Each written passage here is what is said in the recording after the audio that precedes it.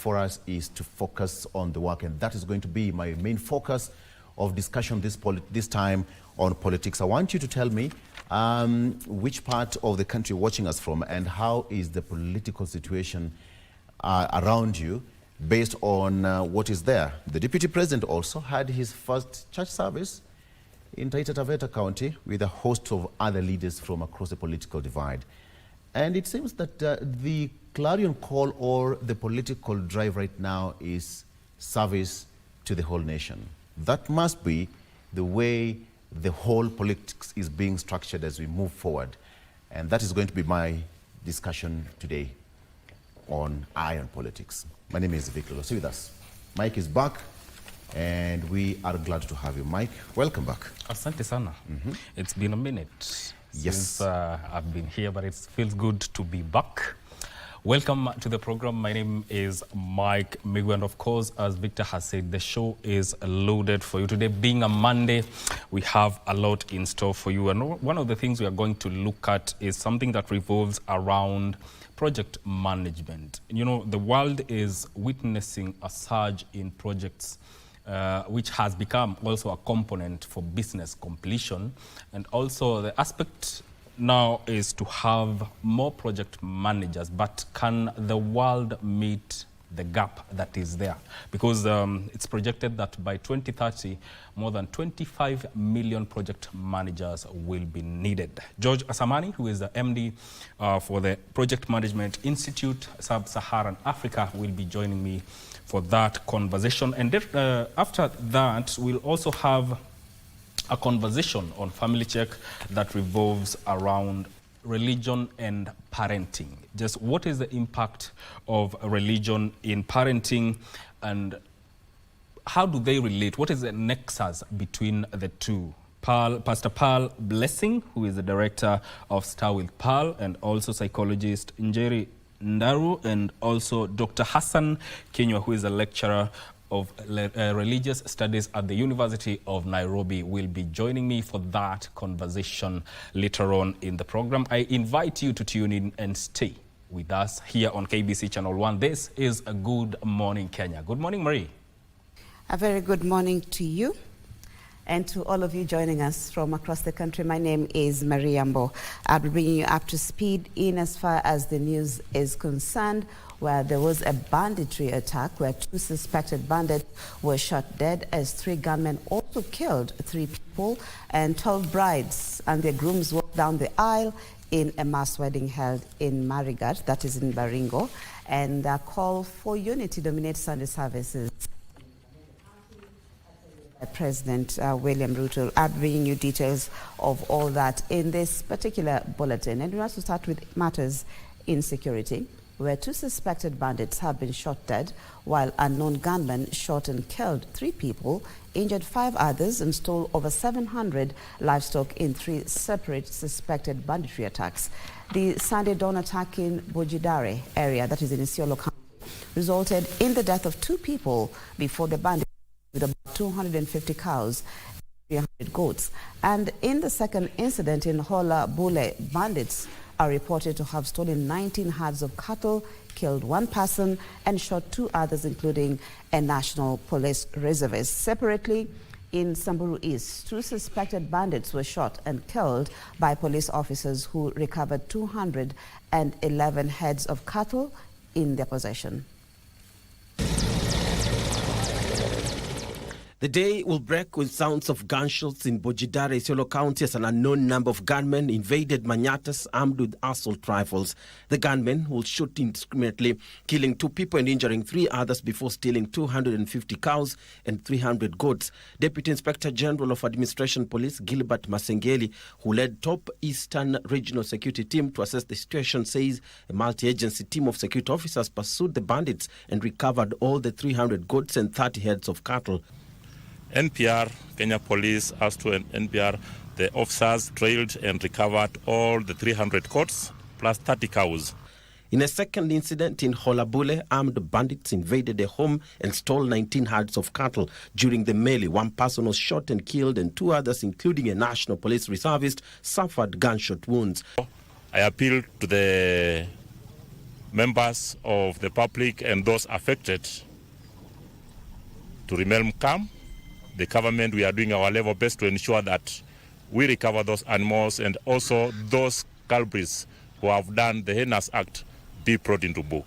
Police say all the 19 animals have since been recovered and the body of the deceased moved to Isiolo County Hospital mortuary. During the incident, and 2 people lost their lives and 3 others were injured. The injured have been evacuated to Isiolo District Hospital for treatment, while the deceased handed over to their families for burial according to the Muslim rites. The third incident in Samburu East, 2 bandits were killed across River Waso area and 211 stolen heads of cattle recovered. I've been to the area in order to coordinate the operation that is ongoing with the officers who are already on the ground to ensure that normalcy is returned. Masengeli, who praised the public for assisting police in the recovery of the animal, says they have dispatched reinforcement teams from Isiolo Police Unit, Anti-Stock Theft Unit and National Police Reservists as the pursuit continues for the remaining heads of cattle and the suspected bandits. We will leave no stone unturned to ensure that all the stolen herds, all those who've killed are brought before court of law and prosecuted for their bad action.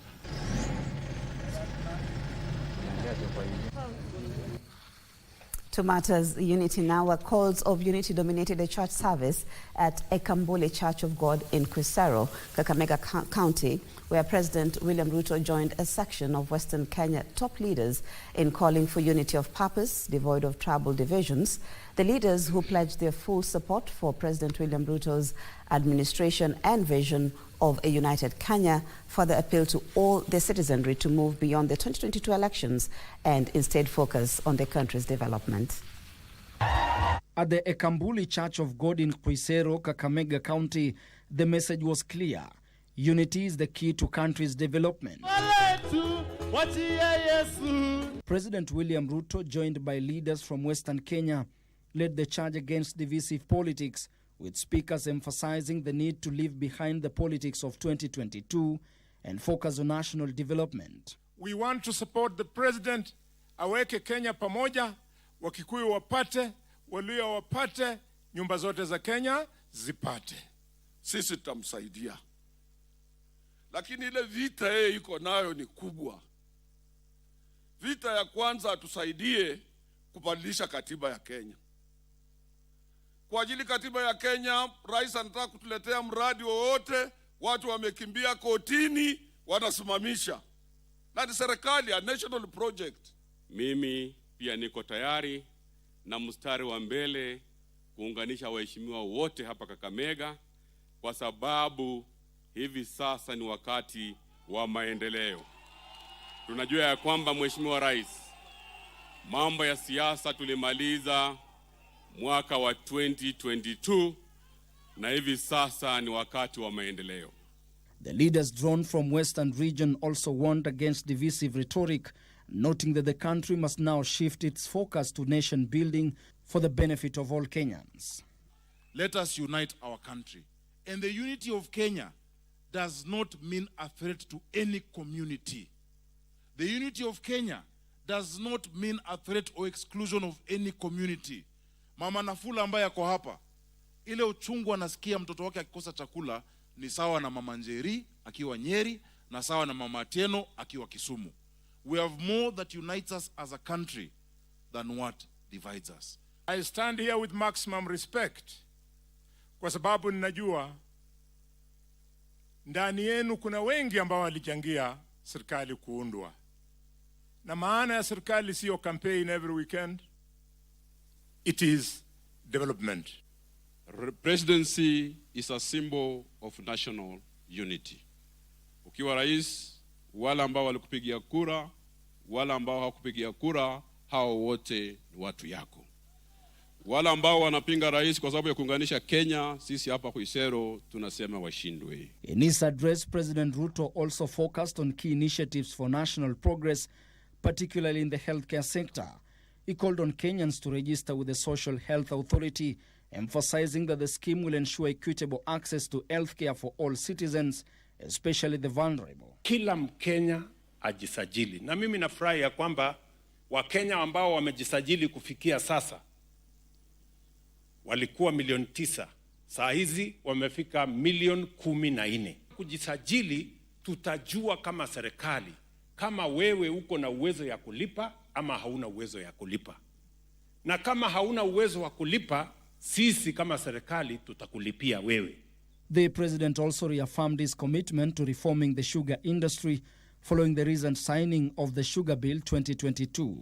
We are going to have a new model of governance so that we can ensure that we change the old system that has crippled the sugar industry and make sure that we can grow enough cane, stop importation.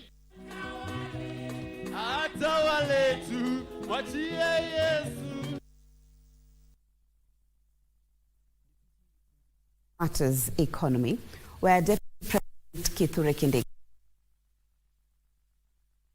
in Kenya initiated by President William Ruto. Speaking in Mwatate, Taita Taveta County during a Thanksgiving service, the DP pointed out that inflation is at a record 2.7%, the lowest in 17 years. This even as he affirmed the government's commitment to improving the livelihoods of Kenyans. Deputy President Professor Kithure Kindiki was in Mwatate, Taita Taveta County for a Sunday worship and Thanksgiving service. Kindiki lauding President William Ruto's administration efforts in resolving the economic challenges through progressive economic policies. Inflation is at 2.7%, the lowest in 17 years. Rais ametupangia miradi ambayo ni miradi ya kuleta riziki katika kila jamii. Household incomes is the next battle that we must fight and win. This even as he put on notice individuals seeking to use public funds meant for the government infrastructure development. Lazima tuhakikishe ya kwamba tumetumia njia zote kulinda rasilimali ya watu wa Kenya. Kwa hivyo wale watu ambao wamezoea kuiba mali ya umma, watu wamezoea kuchukua mali ya umma, siku zenu zimehesabiwa. The Deputy President further called on Kenyans to remain united and shun divisive politics and hatred, terming them as major impediments to the nation's indivisibility. Tuko vile vile na bendera moja, si ni kweli?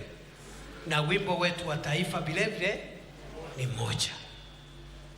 Tukiimba huo wimbo, ukiwa Marsabit, ukiwa Lungalunga, ukiwa Elwak, ukiwa pale Isebania, you connect with the national anthem, you connect with the map of Kenya, you connect with the flag of Kenya. Other leaders who accompanied the Deputy President were, among others, Taita Taveta Woman Representative Lydia Haika, Mwatate Member of Parliament Peter Shake, and his Taveta counterpart John Bwire. Yusuf Farah reporting there. Now, Homa Bay Governor Gladys Wanga officially took office as ODM chairperson, succeeding John Mbadi, who was appointed Treasury Cabinet Secretary. The former chair and the Treasury Cabinet Secretary, John Mbadi, said he is committed to stabilizing the country's economy, even as he spelled out his successes during the tenure as the party's chair. ODM is set to hold its grassroots elections from the 27th of this month as it seeks to mobilize support across the country. Leo ninaweka kwa kichwa ya Gladys Wanga. We'll make sure that the economy of Kenya is back on its feet. That is the work that I have. That is the assignment that President William Ruto and Baba Raila Amolo Odinga gave me to do.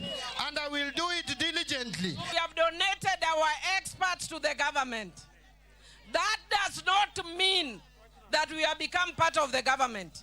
We are still ODM. Sisi kama walio wachache katika bunge, kazi yetu ni kuhakikisha ya kwamba tumecheck government. ndio government iweze kudeliver services. Going to be under good leadership, a visionary leadership, a leader who will unite Africa, a leader who will spur prosperity and development with the resources keeping in Africa. And the 12 couples tied the knot on Sunday in a mass wedding held at AIC Church in Marigat, Baringo County. According to organizers, the joint celebration was aimed at cushioning couples from the high cost associated with such ceremonies. The colorful mass wedding, presided over by Bishop William Kutut, was attended by hundreds of congregants who witnessed the event, which was the first of its kind in Baringo County. These 12 newly wedded couples showed up in their beautiful veils and suits, ready for their big day. And not even the harsh economic times could deter them from holding a memorable church wedding. One after the other, they exchanged vows before God and the hundreds of witnesses. Paul Tissot and his bride, Diana Kibon, one of the 12 couples, here, noting the cost of their big day was 50,000 shillings, which is quite affordable compared to what it would have cost them had they decided to go it alone. Ukiangalia hii mass wedding haina maridadi mingi yenye nahusiana na harusi. Tunaweza ita ni kama harusi ya wazee. Kwa sababu it's cheaper. In fact, it's affordable kwa kila mtu. So in terms of gharama, hata mimi naona kama ni a bit cheaper. Sababu watu kupanga, unajua wengine mnapanga kwa muda, you involve a lot of people. The couples, together with church leaders, encourage more couples who are yet to tie the knot to consider such arrangements in order to cut costs while ensuring they fulfill their marriage obligations. So we are trying to help the local people so that even the poorest people can do their weddings. And we want to encourage that so that wasione kama ni ngumu, ni gharama, and they cannot manage it. Sentiments echoed by area leaders Baringo South MP Charles Kamuren and woman representative Florence Jimatia. Kwa sababu ya uchumi na mambo mengine mengi, unajua sehemu hii ilikuwa tumekongwa na mambo ya uwizi ya ng'ombe na mbuzi, na wengi wao pesa haipatikane kwa urahisi, uchumi iko chini.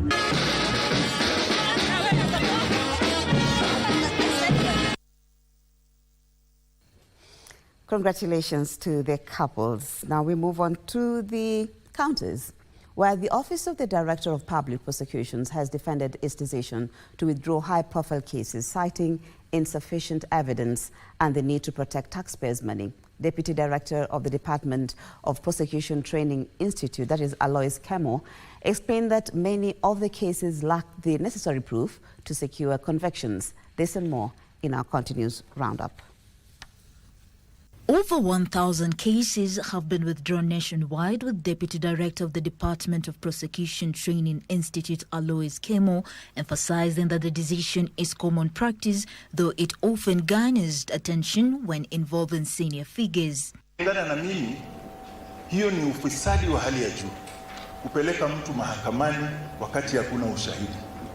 Kwa sababu tena ile pesa itaenda kumlipa ni ile ushuru yenu. Elsewhere, Lurambi Member of Parliament Bishop Titus Hamala has cautioned education officials against harassing school principals over what he termed as unrealistic demands made by officials in exchange for protection. I do not want harassment on our principals, because some of these education officers come here for a year or two, then they leave. But they are found as here. So akuwe wangwana. Meanwhile, in the coastal town of Mombasa, the leadership of Redeemed Gospel Church in Meritini is crying foul after they were evicted from their church premises earlier this week by a private developer claiming ownership of the land. The developer, who alleged rights over the 1-acre plot, allegedly sent hired goons to forcibly evict church members, throwing out their belongings despite a pending court case regarding the land. We are asking the National Land Commission, if this thing was a scheme and the surveys were done, what made the overall survey to stop? Who compromised the process? And And a section of lawyers drawn from Turkana County have threatened to sue Kenya Power Company for failing to provide the necessary services to its customers in Turkana County. The lawyers, led by Law Society of Kenya Representative Shadrach Muyesu, at the same time called for the relevant authorities to arrest and prosecute KPLC staff accused of the fuel theft meant for Turkana power stations. If the issue is, as the Auditor General points it out, that fuel is disappearing, what is so difficult about holding the responsible persons to account? Finally, the church and women in West Pokot have come together to build community resilience among locals and empower them to drive change in the region. The initiative, courtesy of Truth Connect Agency, a United States-based company, and local women groups under Pokot Women Empowerment Organization, has benefited residents of Talau Trading Center, COA Ward, and other remote villages with not just piped water, but also boreholes. And so our mission here was to serve this community by providing access to clean water via a water tank and a water line that was connected to it. Tunaomba kaunti yetu ya West Pokot wa chip in wasapoti mradi. Pauline Nasime reporting there. Now, chaos erupted in Athi River after a section of agitated Ngelani residents confronted Machakos County officials who forcefully closed down dozens of mining quarries. Now, the residents lamented that the confiscation, that is, of their machines, and alleged that the county officials closed the site without notice or proper information. For over an hour, it was a cat-and-mouse game between the police and aggrieved residents of Ngelani in Machakos County over the closure of quarries in the area by the county government. Police using tear gas canisters to disperse the residents, who would then regroup. The county officials, escorted by armed administration police officers, completely paralyzed operations in at least 10 quarries in the area. The quarry workers hurriedly rushed to barricade the road, using stones to stop the county officials from carrying mining machines, but to no avail. Trucks that usually ferry stones and other building materials from the community quarries were blocked from accessing the mining sites. Residents cited intimidation by authorities despite a court order barring the county government and police officers from interfering with the quarry operations. Tumeona watu wameingia kwale, tukaona maaskari, watu wa county. Sasa sisi tukashinda nini inaendelea sababu hatukuambiwa. Tuko na uoga nini inaendelea, mashine zimebebwa. Kwa sababu hivi wenye wamekuja hivi kigafula, hata hatujui wengine sasa tutapata wapi kazi. Ndio hata ukisema uende hizo mjei saa hizi banda kuna upakuzi fulani hapo, unaona. Tuelezewe ukweli. Tunjapewa chochote, hata sisi hatukujua lolote au tukaelezewa mbeleni. Ni serikali tu tuliona na kupepa vitu na tunakulia hapa hatuna wewe. County officials alleged that the owners had commenced their activities without an environment impact assessment license and had failed to comply with environmental conservation orders. Let's go to sports, where the national women's sevens rugby team, Lionesses, lost to South Africa 19-10 in the final of the Africa Rugby Sevens Championship held at University of Accra grounds, that is in Accra, Ghana. En route to the finals, Kenya had beaten Uganda 19-0 in the semi-final. In the group stages, Kenya beat Madagascar 22-17, hammered Mauritius 61-0, saw off host Ghana 10-5. In the quarter-final, Kenya beat Ghana 48-0. Following the second-place finish, Lionesses assured themselves a place in next year's Challenger Series, which will see 3 African sides, that is Kenya, South Africa and Uganda, battle for the honours in the Global Series, a qualification pathway for the World Rugby 7 Series. At the right time, and that'll be a try under the post for South Africa. They won't catch her. That was excellent play and thoughtful play by Zintle Mapupa, who knew she probably didn't have. Kenya now with a player to the good, and this will mean that South Africa will have to defend at the absolute best. Mate on the far side made the tackle. Oh, South Africa win the ball. Kenya. There goes Malinga. Still, this could be crucial if she goes all the way. Will she go all the way? She needs support in the form of Mapupa. The players are out on their feet. Springbok players, Mapupa now, and she gives it to Jacobs, and that'll be the winning try. That was excellent end-to-end stuff for the Springbok women. They forced the turnover on their own goal line. Mapupa to chase back. She gets hold of her. Zinti Mapupa's up in support. She had the benefit of 2 minutes of rest on the bench. Well, Bruno Fernandes marked his 250th Manchester United appearance before playing a starring role as Ruud van Nistelrooy signed off his stint in interim charge with a 3-0 Premier League win over Leicester. Fernandes scored the And we are officially done with the morning news. Stay tuned for more news updates in the day. My colleague Victor Lowe is up next with Eye on Politics. Stay with us if you can. My name is Marie Yambo.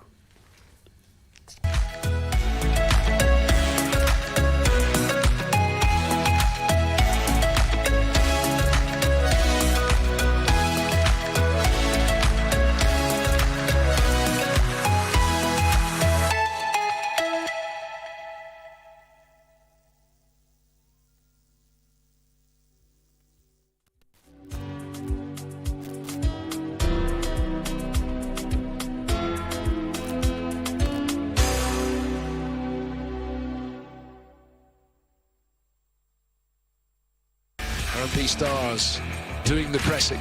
Odiampo heading towards the byline and just overrunning that ball. Harambee Stars are set to face Zimbabwe on the 15th November at the Orlando Stadium in Johannesburg, South Africa at 7 p.m. Catch the matches live on KBC Channel 1 as both teams chase slots at the 2025 Africa Cup of Nations. I never heard the music so sweet. I repeat. Wagwan, me brethren, big things are going. Remember, each and every Monday we have to shell down the place with nothing but the best of smooth reggae vibes in your favorite station. You know these things, man. Alafu kila Tuesday, kata simu tupo side, giving you Kenyan music from the 254. And of course, you can spice up your Wednesday by enjoying blazing hot hip-hop and R&B jams. We don't got no label. She say she want bottles. Vibes and vibes as we go all across Africa, Kenya, Nigeria, Ghana, all the way to Tanzania to give you nothing but the best on Afro Thursday.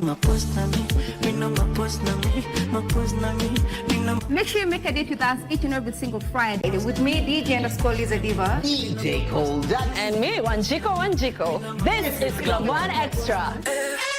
Unanifanya nisikie kunyongwa Hadija ai Mani especially ukisonga. Change is here. And this shift is about many things. The country's shifting. This is Kenya's vision, the journey to development. KBC is going to be the home to realize, to discuss, to share ideas about this shift and to know where our country is going. We dissect the rumors. We clarify the perceptions. A clear picture of the status quo. Change is indeed here. Everything is shifting. The shift.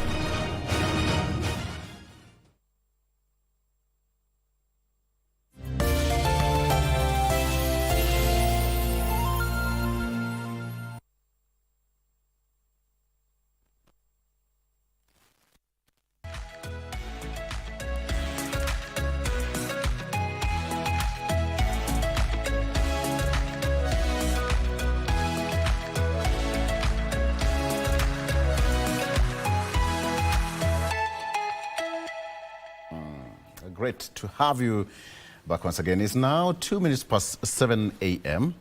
Welcome back to the program. It's now time for us to get into the political arena and fight it. As Kenyans, please talk to us on our social media handles at Victor Law, at KBC Channel 1.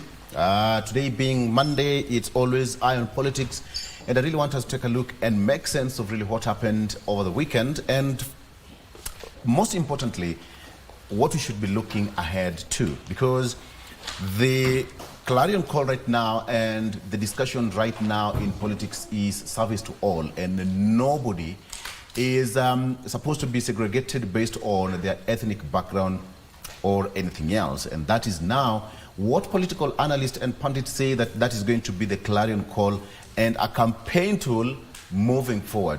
But why now? Is it going to sell? Is it going to be one of those jackpots or bullseye in delivering the political punchlines in as far as is concerned? And why is it the time for politicians actually to talk about right now is time for service to all? That is my big question this morning. Talk to us at Victor Law, at KBC Channel 1. Mark Digo, are you on social media? Yes. Okay, you can tell us your social media handles. At Twitter, at Mark Dingo. Also in Facebook. All right. Yes. Good. Yeah. So you can also follow him and interact, but no DM. No, you can just DM him. You can. He'll reply to your DM. Yeah. You can DM. Reply. Yeah. Okay. Very good. How is everything doing in the other side of the world in Kitui, and whichever part you've traveled across? How is everything out there?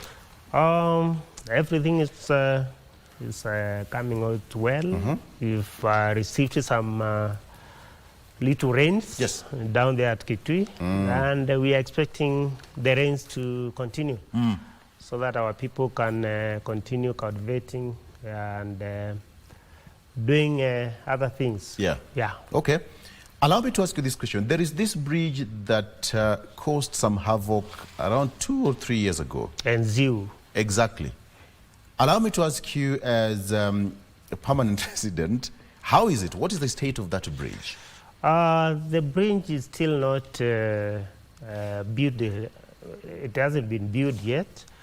Yeah, there has been talk of building the bridge, but I know it's now taking us more than 15 years since the government promised to do it.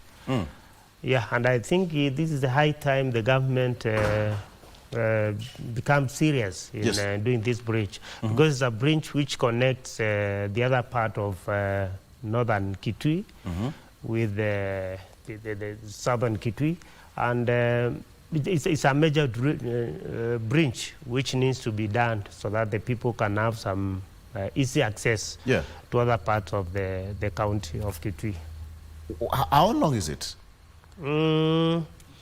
It's a big, because the river is one of the big rivers we have in Kitui. Yes. It's about 20 meters, 20 to 25 meters long. Only? Only, yeah. Of a bridge? Of a bridge, yeah. That should not take government 15 years to work on. And it was just 1 or 2 or so years ago when people lost lives during the flooding. It was all over news for a very long time. I don't know what is the local government doing in terms of the county, when we talk about the local government. The local government is doing its part, but you think the highway, the road is a highway, which is under the KENA, the Kenya Urban Roads Authority. And it's a road which is a bridge that cannot be done by the county government, considering the little funds county governments get. But the national government can also partner with the county government. The county government can do some part of the works, and the rest can be done by the government. So I'm appealing also to the government, of the national government, to do the road. And I think what has been lacking, I think, is the goodwill to do the road. Because many times, every time we have an accident at that place, That is the only time you find the government talking about the road. But after things subside and things cool down, everything goes quiet. Okay. I had to bring it because we've never had any communication or anything with regards to that bridge 2-3 years down the line and what really happened to it. Okay, I'm still expecting. Crispus Wathimba is an engineer and a political analyst, as well as Gibson Gesori, who is a governance analyst and advocate of the High Court. Let me take you through the front page of the local dailies very fast as we continue with this. On the front page of the Star newspaper, Rigiji Kalonzo plot Ruto political revenge. Rigiji, that is Rigathi Gachagua. Rigiji Kalonzo plot Ruto political revenge. That is what's on the front page of the Star newspaper. It's a case of a power scheme where now allies say alliance between the two leaders possible before the year ends. Okay? So this is what is here. And Gachagua asks Mount Kenya voters to send home quote-unquote betrayers who were used to impeach him. He spoke yesterday at a church function in Kahawa. And that is where now, actually it was in Kahawa West, when he asked the leaders or the voters to be more careful this time around as members of the mountain. We have probe shifts to Hashim's terror links after his city killings spree.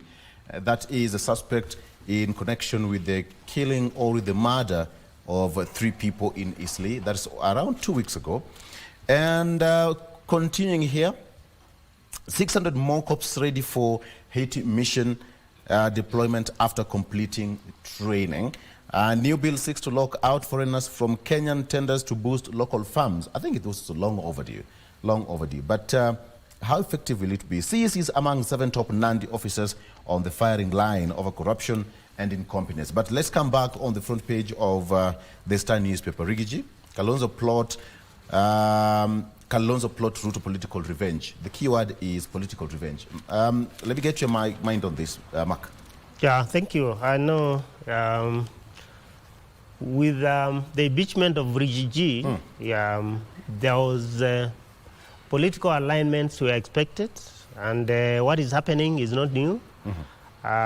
Because Rigiji out of the government, he has to find a way of coming back. And one way of doing it is looking for allies. He's looking for partners who can unite with him in the political alignment. And we are expecting even more alignment from the other side of Kenya Kwanza government. It's not only in Rigiji's side, both the two sides of the Kenya Kwanza government is going to have some alignments, and the other side of Rigiji, as the headline of today has put it, is looking for people to have a coalition sort of for the 2027 elections. And this is a time, because if you look at what has happened in the past 2 years, we seem to have wasted a lot of time in politics. And after the impeachment, things look to cool down, but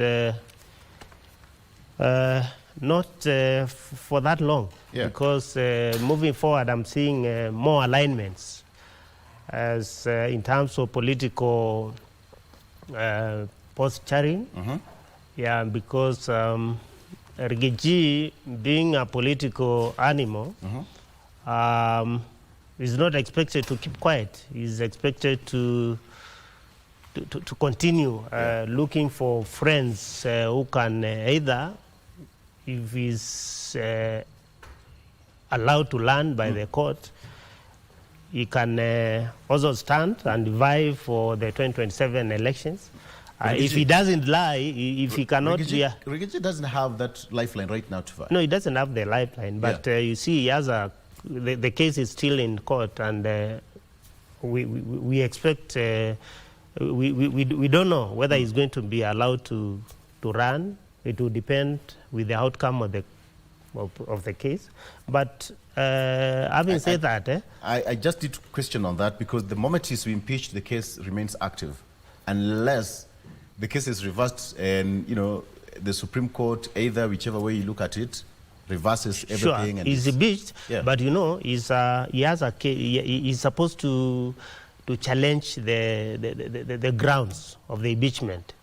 Politically, he's impeached, but on whether the grounds are valid, those ones we are going to get it from the court. Yeah. So that now. That is where now we are going to see to find out whether he's going to be eligible to vie for a seat or he's not going to be eligible to vie for a seat. Okay. But also, without him being in politics, he can also be a kingmaker.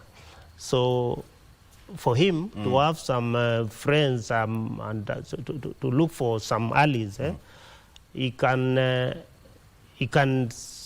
decide to support somebody outside the politics, and with what is happening within the Mount Kenya region, it's not somebody we can rule him out of the politics of Mount Kenya. Interesting. That is going to be part of my discussion. Christos Othimba is also already in studio here.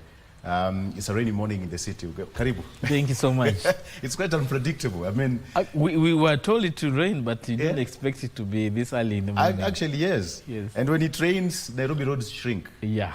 I have no idea. Yeah. As an engineer, what really happens with the roads and the rain? What's the correlation? You know, the problem with rains, it impairs invisibility.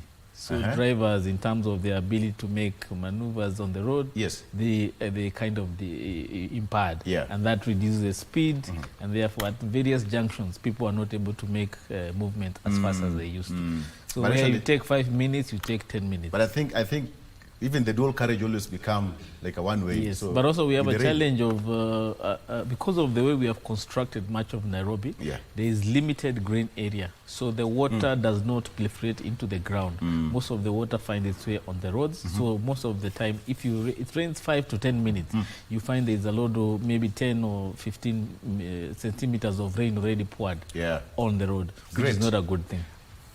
Allow me to just pick it, and then I want to treat it as an analogy. Yes. The rains in Nairobi city, you know, poor drainage and what have you. How can you relate to the Kenyan politics? Just the other day we were talking about this and that, right? Today we are talking about something else. What is the correlation between impeachment and the politics of tomorrow?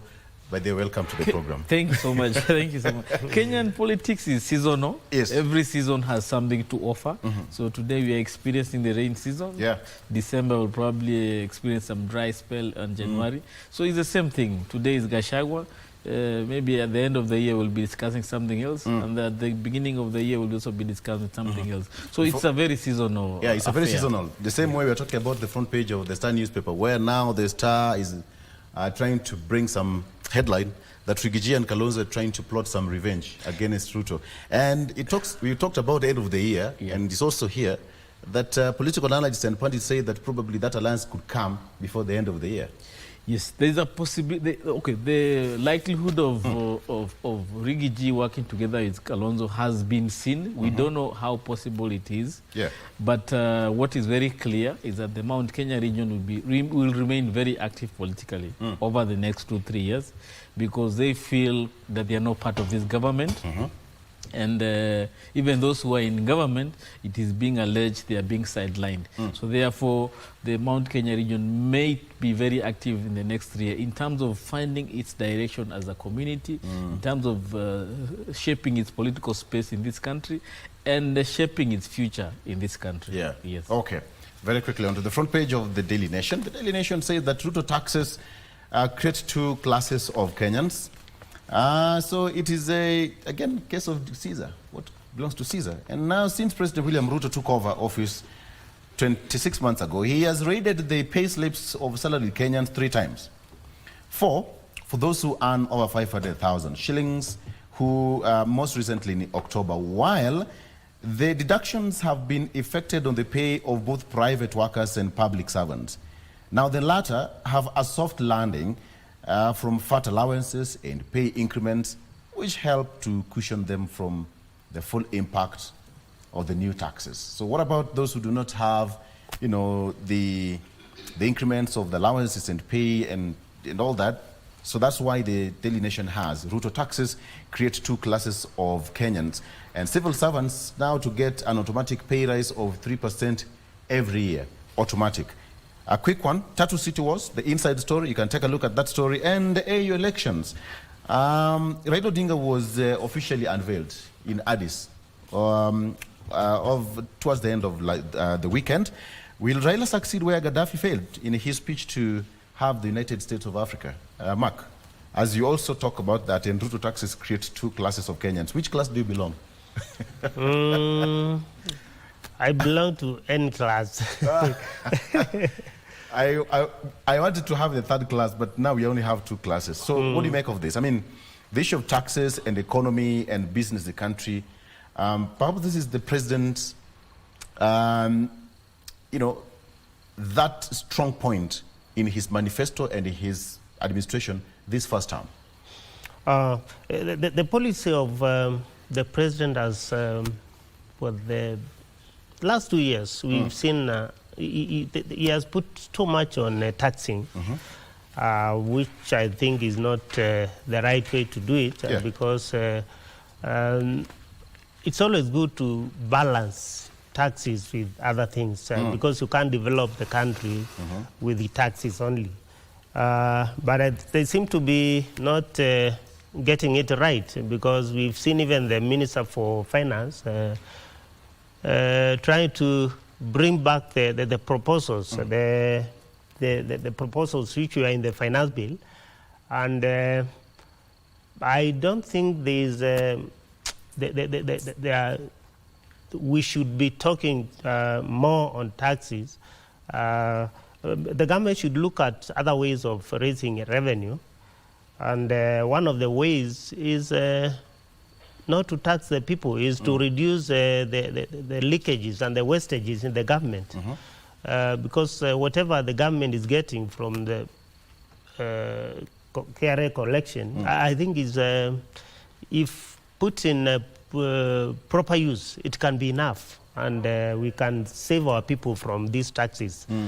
So the policy of taxing, I think is, the government needs to think outside the tax. Because it's not helping the country either. It's not helping the country. About the issue of AU, yes, the Prime Minister, the former Prime Minister, allowed his campaign in Ethiopia, and but we wish him well. It will be good for the country, because having a chairman from Kenya with the experience the former president has, I think the former Prime Minister has, it can it backed very well, not even in Kenya but also in Africa as a whole. Okay, great.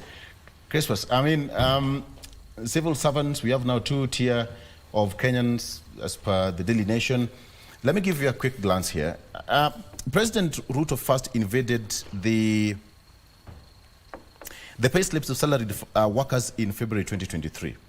And it says that when the Court of Appeal upheld the National Social Security Fund Act number 45 of 2013, and then that one came to raise the pension contributions from 200 shillings to 1.2%, half of which is paid by the worker and the other half by the employer. We all know that story. And now the president then hit them with a 1.5% housing levy through the Finance Act of 2023. High-income earners were also slapped with a high pay-as-you-earn tax in July 2023 through the Act. Raid the payslip, raid the payslip, raid the payslip. But there is that debate of raising the taxes, but there is that production base where the money is coming from. Well, since Kibaki took over, the country has made several attempts. One is to increase the tax collection. And one of the options that was discussed then with the Kibaki area was to reform the tax system in the country and make sure that everybody is able to contribute their taxes. At that point, the people who are easily reached out were those who are in the formal employment, majority of them being in the civil service, and probably in the formal private sector. Unfortunately, for the last 20 years, we've not been able to reach out to the informal sector, where a majority of Kenyans are, and they are not being able to contribute their tax collection, their tax burden. This administration promised that when they come in, they will not increase taxes, but they will broaden the number of people who are contributing to that tax base. Unfortunately, that did not happen. And one of the initiatives that they suggested then was, remember in 2022, December, they launched the Hustler Fund. And the Hustler Fund was intended to bring so many people into the financial system. And by doing so, we will be able to have now to understand people who are doing small businesses here and there, and they will be able to contribute, make a contribution in terms of their taxes. We have not seen that happening since then. We still remain with a traditional taxpayer, who are those who are formally employed both in the private and those ones in the public sector. Now, unfortunately, now what we are seeing is a trend where in the private sector, if you feel like you are spending your contribution in terms of taxes, even as an employer, you end up now reducing your wage bill by rendering some people jobless and outsourcing that function to a third party or a supplier or a vendor, so that you are able to now to manage your tax obligations. That unfortunately now renders a lot of Kenyans jobless, and that's the unfortunate thing we are seeing with these tax measures that this government is employing. The other thing that was suggested then was that we have all of these programs, like for example the housing program.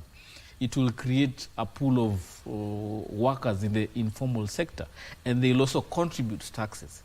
To what extent the contributions from the housing levy has improved or created the wealth in terms of the country and increased the tax collection, we are yet to see that kind of analysis. But that was the whole intention. Thirdly, the whole lessons about providing free fertilizer was to increase productivity in the farms and consequently make sure those farmers are also contributing their tax burden in terms of supporting this country. That also has not materialized. So we still remain where we are 20 years ago when Kibaki came in, and when also Uhuru Kenyatta took over, where only a few Kenyans contribute a great deal in terms of tax collection. The last one was the issue about dealing with the issue of tax exemptions. There are a lot of enterprises enjoying some tax exemption. We were told we lose around 346 billion in terms of tax exemption.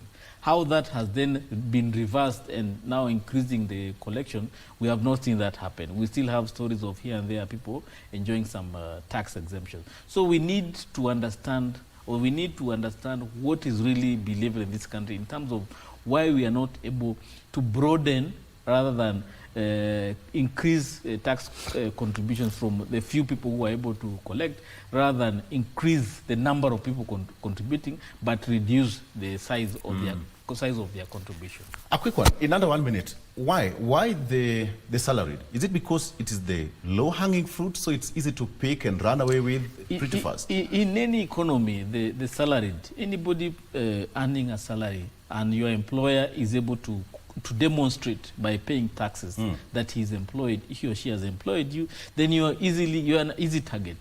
Even in any other economy, the fact that those economies have been able to structure that when you make payments, when you do transactions, they're able to pick your economic activity. As long as you have any economic activity that the government is able to pick from any system, you will always be an easy pick. And that's why I've always seen there is a lot of resistance towards M-Pesa becoming a tax register. Because the moment you do that, then everybody in this country will have to account for their contribution of taxes in this country. He decided to recuse himself from GMK, but we appealed and he's now back. Wakil Gibson Gesole. Good morning, Victor. Good morning. You recused yourself. I'm here now. And that was a successful appeal. Yes. Welcome back. Good to see you. Thank you. You've been so silent. What is the pulse of the country out there? the pulse is that today is a bit chilly. And Clearly, yes. Most Kenyans will arrive late or drenched in rain. And then there will be serious traffic. But that aside, I think I'll just give my contribution, just to add on to what my good friend has said. There are a couple of things which we're not getting right as Kenyans. And some of these things is like opening up the lab set. That will really change this country, because that will bring now business, another line of doing business. Once that is operational, then I think that also plays in hand with what we are trying to do with Raila to ensure that it gets to the AU, because we have lacked funding for that particular project. Being formerly the infrastructure project director, and of course expecting that once he gets it, then we can be able to negotiate properly to have of course funding come in, so that that line can be done. That will really improve the economy. Other than that, there is the aspect of what we have not always considered, is the industrialization. If we can be able to improve or grow in the local industries, then we can be able to get more taxes, because we'll have a lot of people employed, because one industry at least employs 300 people. These 300 people have a family of 3 to 5. You get the flow that these people will be buying milk every day, clothes and all that.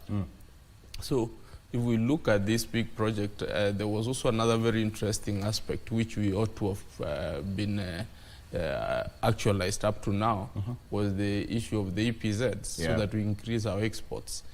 We saw when Moses Kuria was minister, we saw him run around the country, and he did 34 within, I think, a year. Up to now, everything went silent. After the successor never touched any. So those were some of the schemes or some of the plans which are very good for our country, which can be able to increase a lot of foreign exchange. You know, when you export a lot, you are able to minimize your dollar, you're able to control your dollar.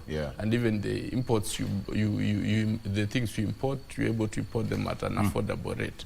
So some of these things, it's not a one bullet make it all, but we just do a mix. Reduction of taxes so that production can be able to be increased in the country, so that we don't have our exporters or manufacturers running to Tanzania. I think it's the admission, it's open that the president of Tanzania was actually rejoicing that it's good that there is a crisis in Kenya. We have never received very many investments from across the country like we are enjoying. So you see, some of those small things end up causing very big problems. So if we can be able to look into that, the other aspect which can really improve our economy and increase maybe the tax base is embracing ICT.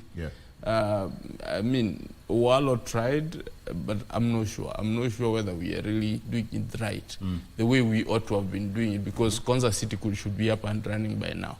And that could be also be contributing a lot. There is the aspect of scalability of projects, even which are in the pipe dream. I mean, for example, M-Pesa was a very good idea. We could be able to have some 2 or 3 or even 5 M-Pesa ideas. I mean, which are very novel, which have not been done anywhere in the world.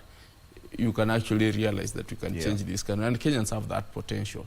The other aspect is, of course, we had a plan of manufacturing vehicle industries through the Uhuru, where we are to limit the number of years for a vehicle to be brought in. We should be now doing 0 by now. But now we are stuck at 8. We never moved to 5 years. So if that can be actualized and we increase in manufacturing of vehicles, you know, vehicle manufacturing industry is also another very big employer, which can also bring a lot, because you will need to export when you have serviced the local market. Let's take a break. Let's take a break. When I come back, it's more or less the same thing on the front page of the Standard. Broke Kenyans are now being forced to steal. That is also the front page of the Standard. And it's based on perhaps... there's a very thin line between the Daily Nation, and I think one is supporting the other. All right, one is supporting, I don't know which one supports which, but when you look at the two papers, they're speaking almost the same language. Okay, so we'll take a look at what is on the front page of the Standard when you come back. Broke Kenyans are now being forced to steal. And government reports suggest that there's a surge in crime, which could be linked to high levels of unemployment in the country, indicating that harsh economic conditions and the pressure to feed the families are driving Kenyans to commit serious crimes. Don't steal. Tender to Lime. All right, let's take a break. We'll be right back. Sure, stay with us.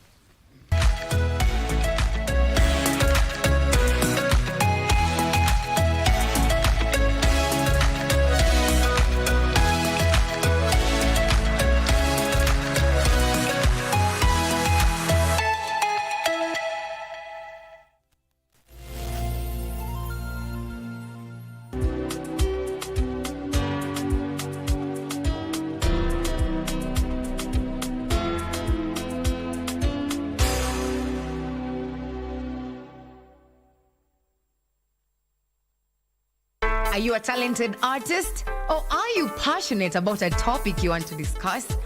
But money can be very hard to find for an upcoming artist. Don't worry, Studio Mashinani has got your back. Sign up on ajira.co.ke to book a session with your music and video producers across the country. Work on your music, jingles, spoken words, and even podcasts to realize your dream. All for free. Studio Mashinani, Radani Talent.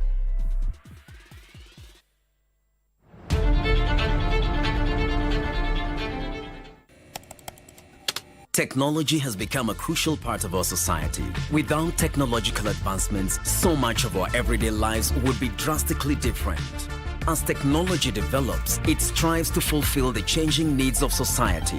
This means that technology exists to help us achieve the things that we wouldn't be able to achieve without it. Take on Tech looks at the advantages and downside of technological innovation in a world that is becoming increasingly dependent on new digital technologies. Every Monday at 10:30 p.m.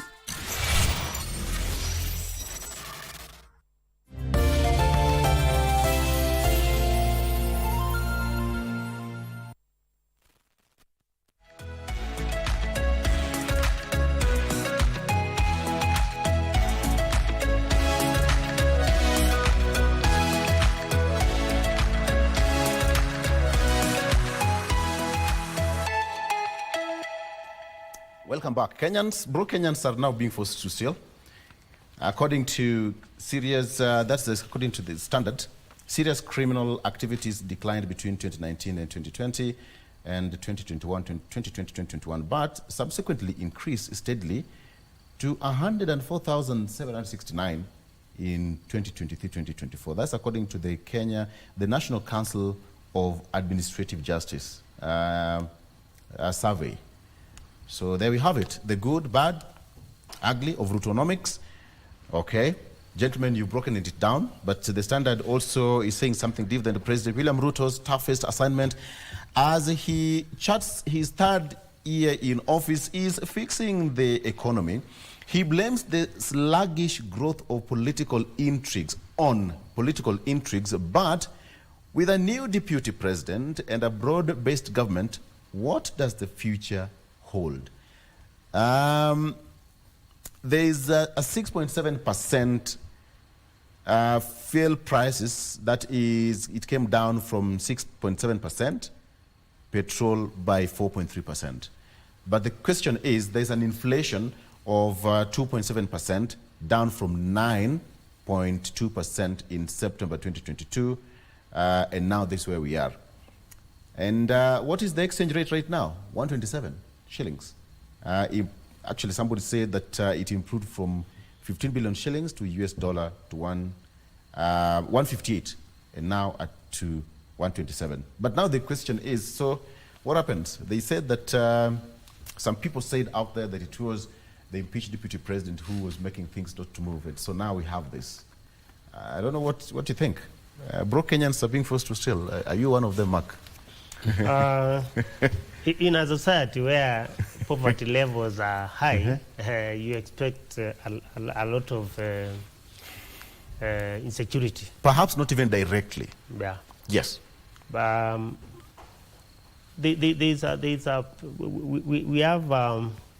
We have so many factors which are driving people into insecurity, and one of them is unemployment. Because the unemployment levels are too high, and most of the youth who finish campus find themselves not getting jobs, even after having those qualifications. Yeah, the other issue is also about the high cost of living. In paper, you'll find that yes, the dollar has gone down from 165 to 127, but has this gone down to the normal, to mwananchi, which is no. Even listening to the chairman of the budget committee, Didi Nyoro, I think he was trying to answer somebody last week. It's not for the leaders to tell mwananchi the economy is doing well. It's the mwananchi who is supposed to tell the leaders whether they are feeling the economy is improving. So I think most of our problems we are having with the insecurity and mostly is more on the misplaced policies with the government. It's now 2 years since the Kenya Kwanza government was elected, and if you look at their policies, they seem to be not helping the country much. And I think it's high time they looked at things differently. Listening to the president, yes, he said the 2 years have been marked by a lot of politics and politics of blackmail. And we are expecting things to change for the better. And one thing of doing things differently is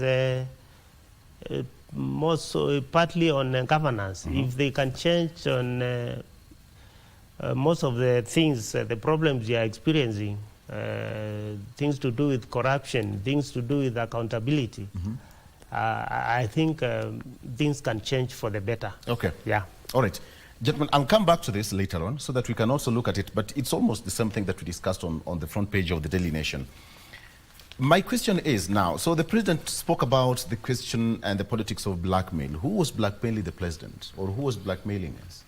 And why is it that people are thinking that the politics of blackmail is all gone? I mean, that is the name of the game everywhere. You blackmail me now so that we are going to have it. Perhaps that statement was meant for Wanjiku, to make Wanjiku feel that now, you know what, we are now here. I think that's in reference to the impeachment of the deputy president, according to me. Crispus. Well, one thing we need to really appreciate is that we've been kept very busy by this administration for the last 2 years. And the reason why we are not feeling any economic transformation as it was supposed to be is because we've been busy with other things. If you look at the history of this government, since 2022, there has been a crisis after a crisis. They have lost 2 finance bill, even the one that has been returned of 2023-2024, it's been returned a year later. And therefore, this government has probably created its own crisis and then managed to convince that this crisis was not because of them, but one of them who was with them. But for us, we elected them as a team, as one ticket of Kenya Kwanza. Whether it is a small part of that government that contributed to this chaos and all these conspiracy theories, it is for them to deal with. We elected them and we gave them a term of 5 years. And within those 5 years, they're supposed to make tangible economic transformation that Kenyans can be able to feel. If you look at the recent American elections, one of the issues that really made Trump win is because of economic issues. There was immigration and economic issues. Most of the Americans would say, yes, we are being told our economy is doing very well. The numbers show we are helping a lot of countries out there. But in our pockets here in America, we are not able to meet our daily needs. the cost of food is so high. The cost of living is so high. We are not able, and that is the same thing as Kenya today. The president has been heard many times saying, I'm making all these foreign trips for the good of the country. I am doing all these deals for the good of the country. The situation is much better. But the reality on the ground, it's not good at all. Kenyans are going to the extreme of what you've seen in the headline, saying people are stealing. People may not even literally steal, but you may go borrow something from somebody and don't pay because you don't have the ability to pay. You may go borrow food somewhere, hoping you will pay with some profits coming. They don't come, you default. Somebody will accuse you of stealing. So Kenyans have been pushed to the extreme. When Kibaki was president, he did not have to say that we have money in our pockets. We could feel it. We were being chased around these streets by banks selling loans to us because they were having excess cash in their banks and they needed to lend. Today, right now, those banks don't want to lend us. And the only person they want to lend is the government. Therefore, but what was Kibaki's magic stick? The Kibaki magic stick was, number one, he had a very lean government in terms of cost of doing business as a government. This government has a challenge of the counties, and itself it's very big. Over the years, everybody has been adding their cronies into the administration. We have been creating layers and layers and layers of administration. We have a very huge public service that is taking over 50% of the cost of the money we collect as a country. Then we have also incurred a lot of debts, which Kibaki did not have. So this administration has a history as carrying a burden of huge wage bill and a huge number of loans. Some of them which did not do any development in the country that would have been able to contribute to repaying those debts. So Kibaki had the laxity of a very lean government. The population there was optimistic. There was a lot of goodwill also from the international community, and also corruption was not as high as we're experiencing today. I mean, then the only big scandal we had was Anglo-leasing, which was around 6 billion. Today, that is a small ticket corruption case. The kind of corruption cases we are dealing with are huge. We had a program being launched at a very low cost. I remember the economic stimulus package program that was able to transform the country was not more than 100 billion shillings. But today, if somebody wants to roll out an economic transformation program, they are talking about trillions. So the cost of doing business today is so high. But who has made it so high? It is a subsequent administration that have made it so expensive because, one, our elections are very high. Everybody wants to look for money to do a campaign. That money comes from us as Kenyans. So we have become a very highly capitalized nation where it's a man-eat-man society and there's nobody looking for the rest of the Kenyans. And right now we are in a position where, as a country, we are losing out to the region. If you go to Tanzania, Uganda, and Rwanda, they are able to attract those investments that we are not able to attract because of these politics and governance issues that we are having. So if you could be able to deal with that, then we have a chance to start attracting those investors because we are still one of the most attractive markets in the region because of our human capital. That is our greatest advantage, and we have not taken fully advantage of that. This one to all of you is now the politics of unity. From what you've had after the impeachment of the deputy president, that is former deputy, it's now the question of service to Kenyans, sisi ni wa Kenya wote, and all that. But I mean, we are here, gentlemen. We've heard of this. My community, that there's a very thin line between service to the nation and what, only that probably Rigiji made it so loud. But the politics of unity and blackmail, Wakile?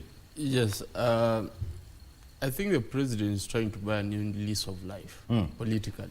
I mean, he's a political schemer. We can't expect anything less of him.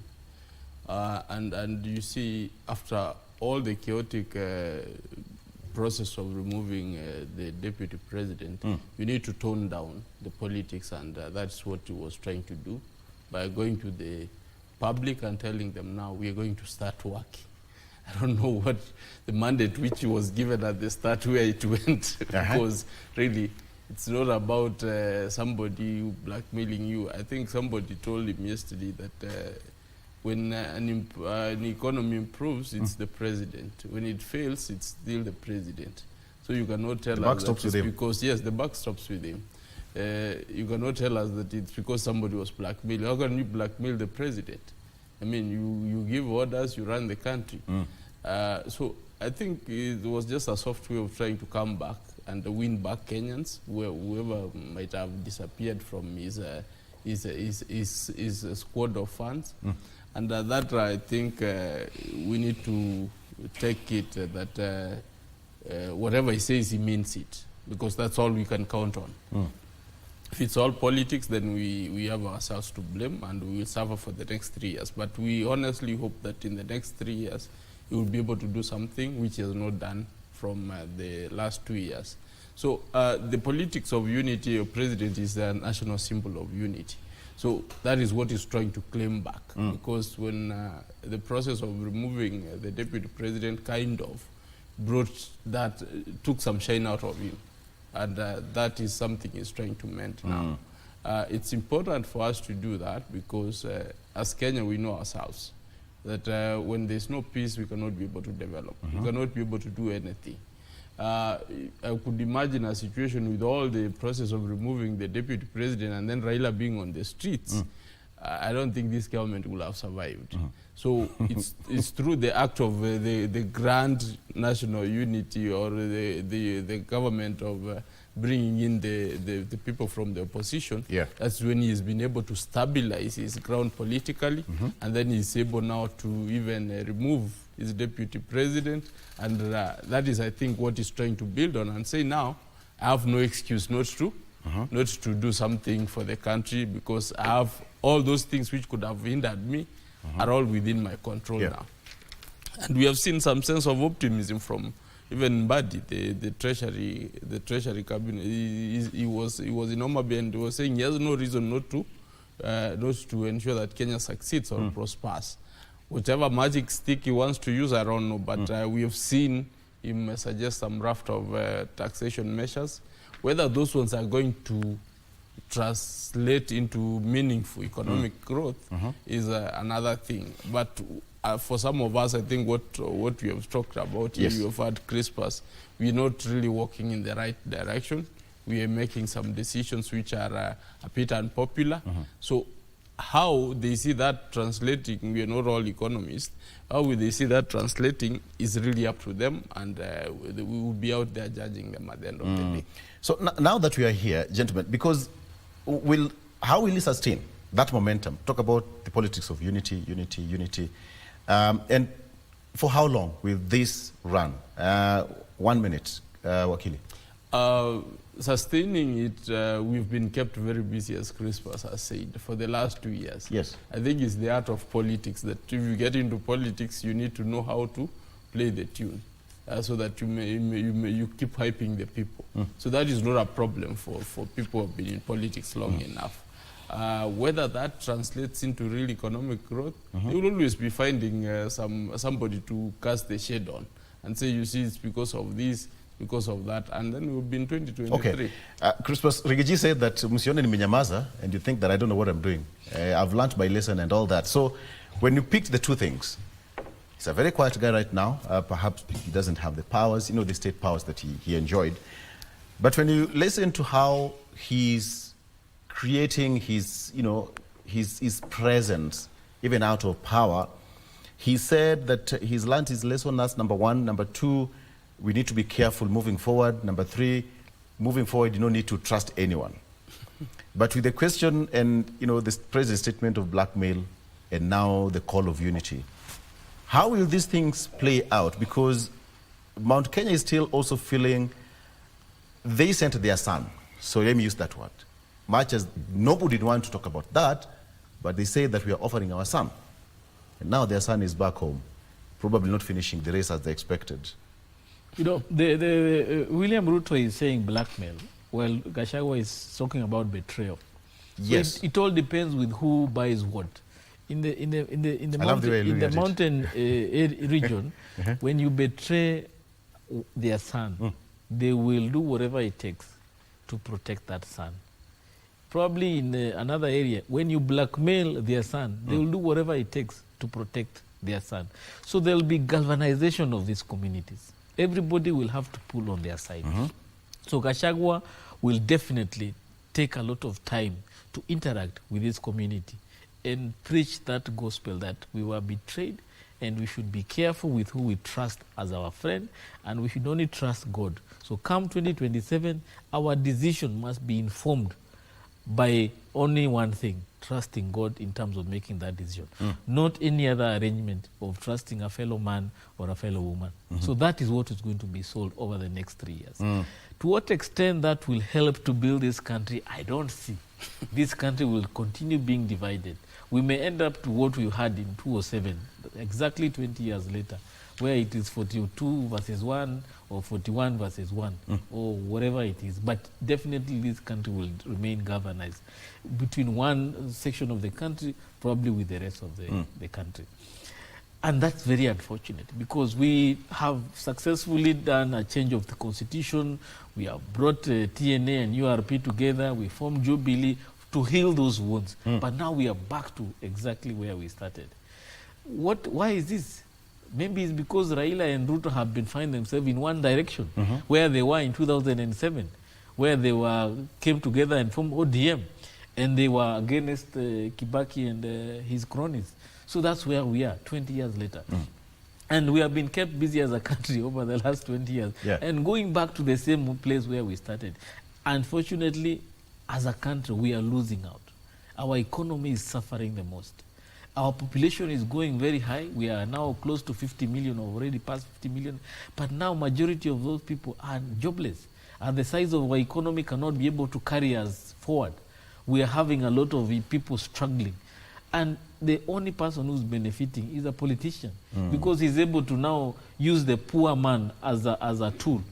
This whole politics about blackmail and betrayal is all about interest. I had an interest, I did not get it. So when I was demanding my interest, I'm called, I'm blackmailing.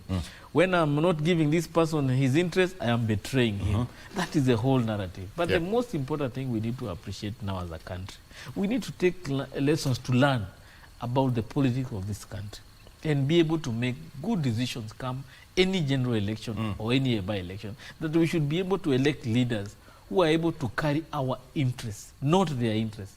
Because as long as we elect these people who are very selfish, we'll be stuck there. William Ruto, when the handshake came in place, I remember Uhuru Kenyatta saying, nimeacha huyu aende akatangatange. And he did that for the last 4 years. He was busy campaigning the whole country because he was not being given duties as a deputy president. So even Gachagua, I am definitely sure he has a lot of time now to move around. And also most likely, William Ruto will also take time also, not to fly out of the country a lot of time, but spend more time here galvanizing his political base. So that come 2027, they are able to make some inroads. So what we are going to see next 2 or 3 years is campaigns. Nothing much in terms of economic. No, the president said that time your campaign measure, so now we need to focus on service delivery. Let's hope so. He said, how is it going to be, Mark, moving forward? Because it is now who against who, because we don't have, initially it would be this against Raila Odinga. It was automatic. But right now it is against who? We have this broad-based government against who? What are you looking at? We are looking at very interesting times ahead. Right. And Kenya being a land of politics, a lot is going to happen. We've witnessed 2 years of Kenya Kwanza government of so much politics, and we expect some things might change. And listening to what the president is saying, I think if we can give him the benefit of doubt, we expect his government to do things differently from what they have been doing for the last 2 years. And with only 3 years remaining to the next elections, we expect a lot of politics at play. And against who? Against, there are two sides. As we move forward, I think we are noticing two sides coming up. We expect ODM to be in the coalition with Kenya Kwanza government. If what did you say? I'm expecting to see Kenya Kwanza coming together with ODM in 2027 to form a coalition. That is ahead 2027. Yeah, 2027. Against which party? Against a party from. I'm expecting Mount Kenya to have a political party this time around. Okay.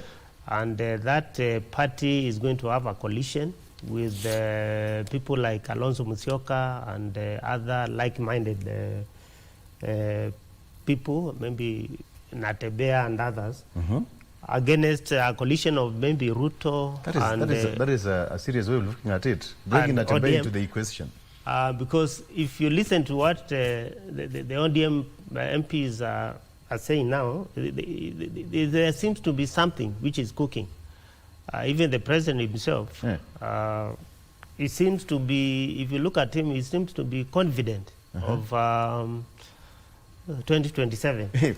Because of one thing, Raila Omolo, because one thing for sure, if Raila gets the AU chairmanship, definitely ODM is going to have some division of sort, and a bigger percentage of that will go to Kenya Kwanza government, and a small percentage of those who are against the broad-based government might go back to the coalition of Gachagua and the rest.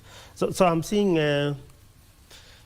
things might not change for the economy, and we expect hard times ahead, because as we can remember, history has told us you cannot mix politics with the economy. One thing has to go. Yeah. If you want to do a lot of politics, for sure our economy is going to be messed up. You said something, and gentlemen, we've been here before, and we know how politics. There's a very thin line between politics and friendship. When the bromance between the former president Uhuru Kenyatta and then William Ruto, that is the deputy president, then you all saw what happened. But things took a turn, and for 4 years they never saw eye to eye. When it all started with now former deputy president Rigathi Gachagua, it was all good. And 2 years down the line, what makes you think that ODM is not planning something for President William Ruto? Yeah, you know, with politics, politics is about possibilities and impossibilities. Okay. Yeah, even ODM could be planning something for the president. Let's take a break. That's why I've asked a question. So when the president is feeling confident, so it is because, of course, he'll be running for a second term. Against who? Against who? Let's take a break. We'll be right back.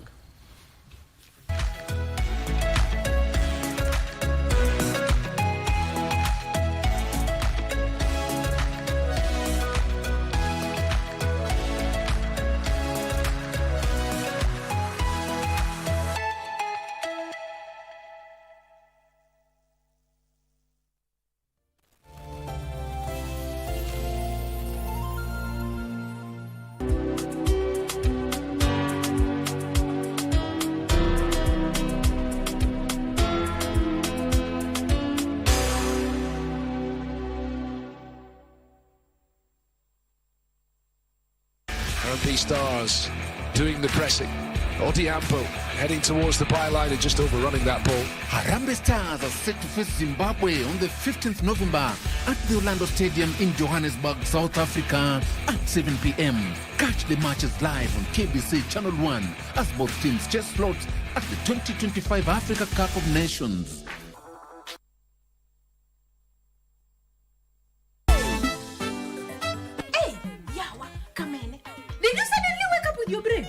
Julia, I might not have the vest, but I have the brains. Plus, I am a wife material compared to you nonsense. Atito, you have already forgotten how Farah here helped you with the same problem just the other day. Ati, he said thank you.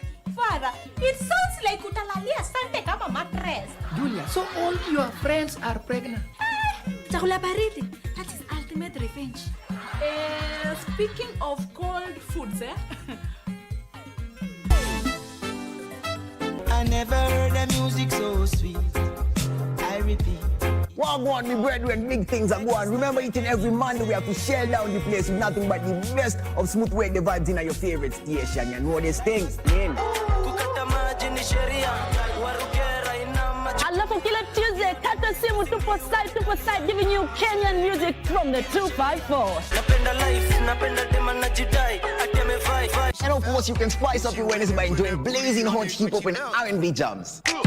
We don't got no label. She say she want bottles. Vibes and vibes as we go all across Africa, Kenya, Nigeria, Ghana, all the way to Tanzania to give you nothing but the best on Afro Thursday. Make sure you make a date with us each and every single Friday with me, DJ_Liza Diva, DJ Cold, and me, Wanjiko. This is Club One Extra. Unanifanya nisikie kunongwa. Hadija ai, mani especially ukisonga. Change is here. And this shift is about many things. The country is shifting. This is Kenya's vision, the journey to development. KBC is going to be the home to realize, to discuss, to share ideas about this shift and to know where our country is going. We dissect the rumors. We clarify the perceptions. A clear picture of the status quo. Change is indeed here. Everything is shifting. The shift.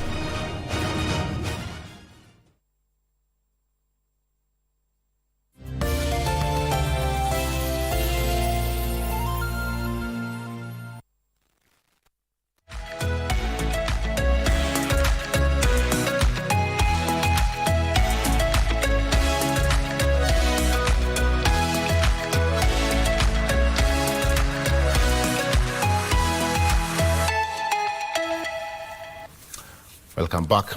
I still have my three wise men. They saw the star. The star. Okay. Wakile Gibson Gisore, Crispus Wathimba, an engineer and political analyst by profession, as well as Mark Ndingu, who is also governance expert. So, gentlemen, we are here.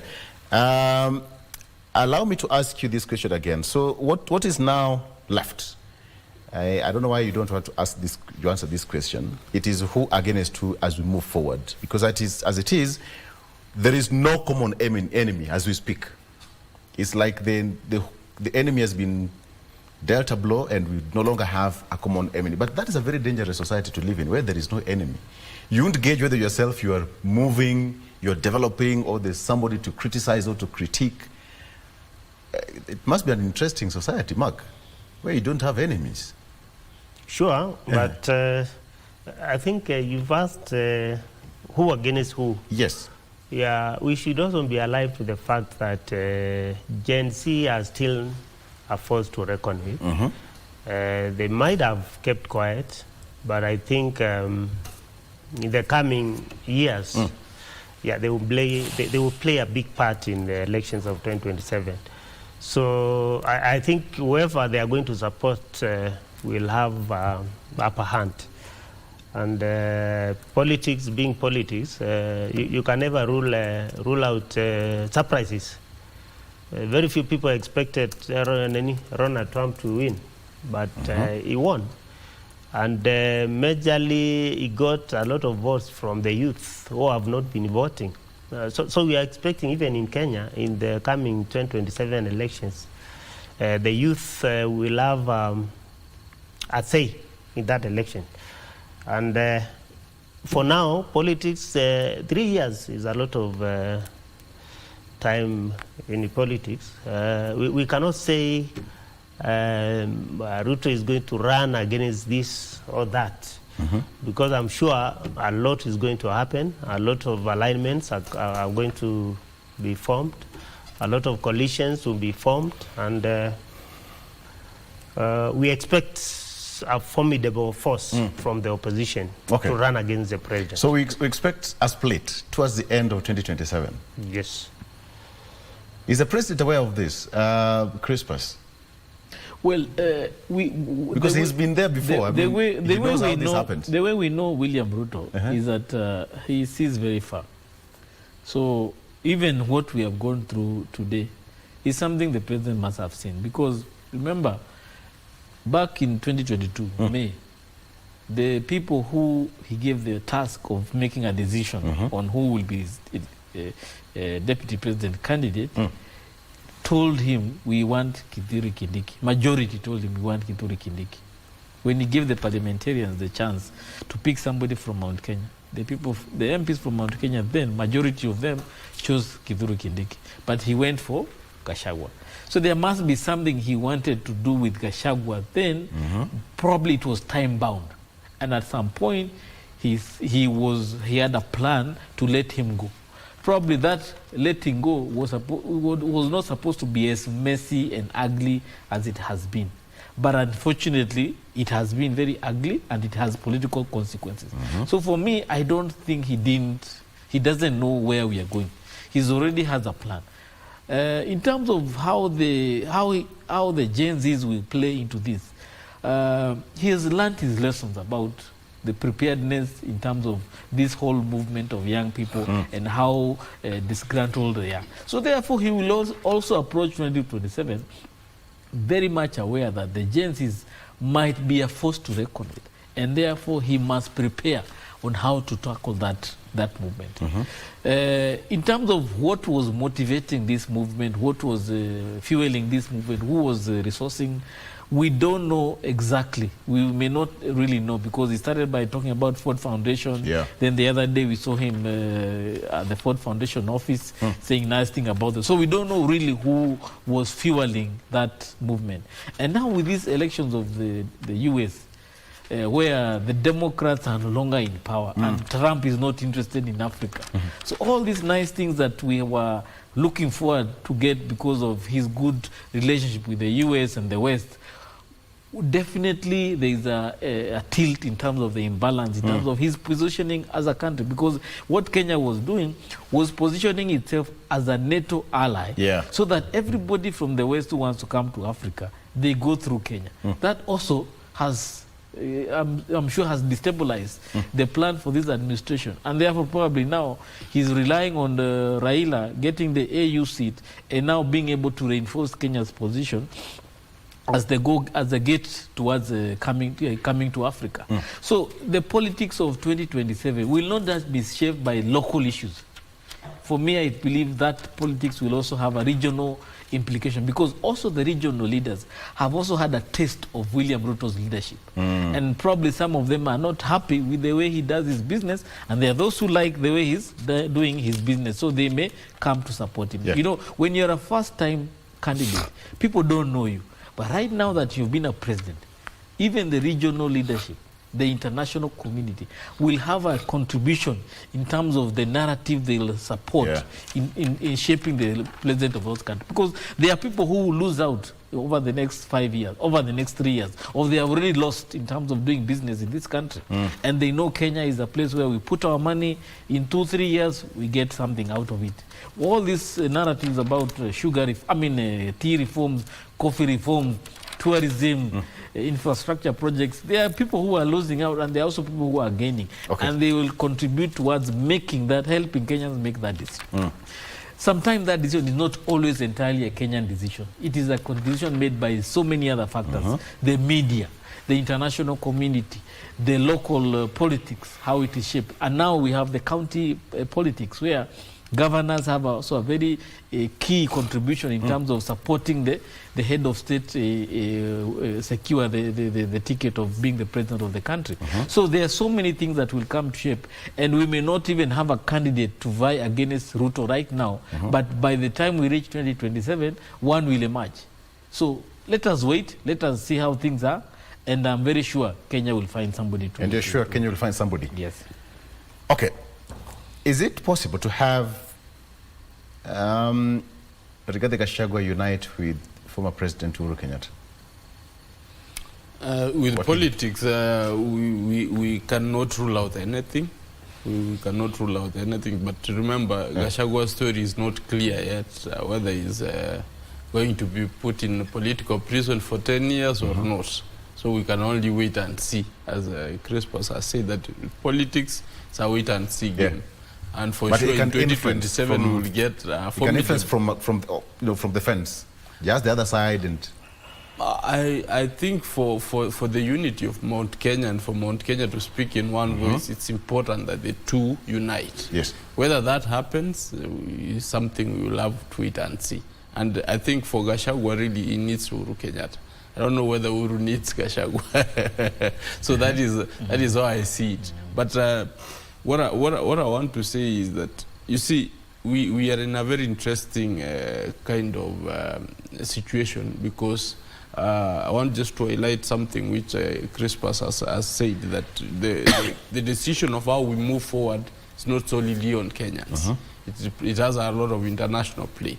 You see, the US has been really protecting this government all through from the time they got into power.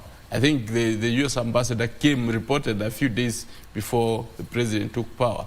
And they have been very interesting, the camaraderie between the two. And now we've seen the power has changed. The Democrats have gotten out of office. And for the first time, we saw Blinken call the president and tell him, you need to start dealing with the issues of human rights. Of human rights. Something they have not spoken about. Means that there's a new change of the thinking in the US. Now that Trump also is going to take power, most probably will also be able to. But most importantly, what I expect is that there is a deal Kenya signed with the US, a trade deal, which Trump signed with Uhuru Kenyatta. I hope to see that come into fruition, because the Democrats were dilly-dallying in approving it in the Congress. And some of the things they were putting across were very interesting things that you need to tell us the position, your position on gay rights, so that we can be able to see whether we can approve this deal. Which things are not dear to Trump? He believes in very different things. He believes in direct trade. He believes in things which are progressive. So those are some of the things. That's the kind of arrangement we expect. Whether that is going to happen, I don't know. But I really hope that it happens, because it will change the fortunes of Kenya, and as a country we'll be able to gain a lot, way more than what the Democrats were trying to shepherd us into, that we are a NATO non-aligned, which some statement which I've never heard of. Yeah. But when somebody tells you that we're going to do business, business is mutual. You gain both ways. But when we are told now that we want a military alliance, we are not having any war here. So those are some of the things in terms of ideologies which will shape the country in Kenya.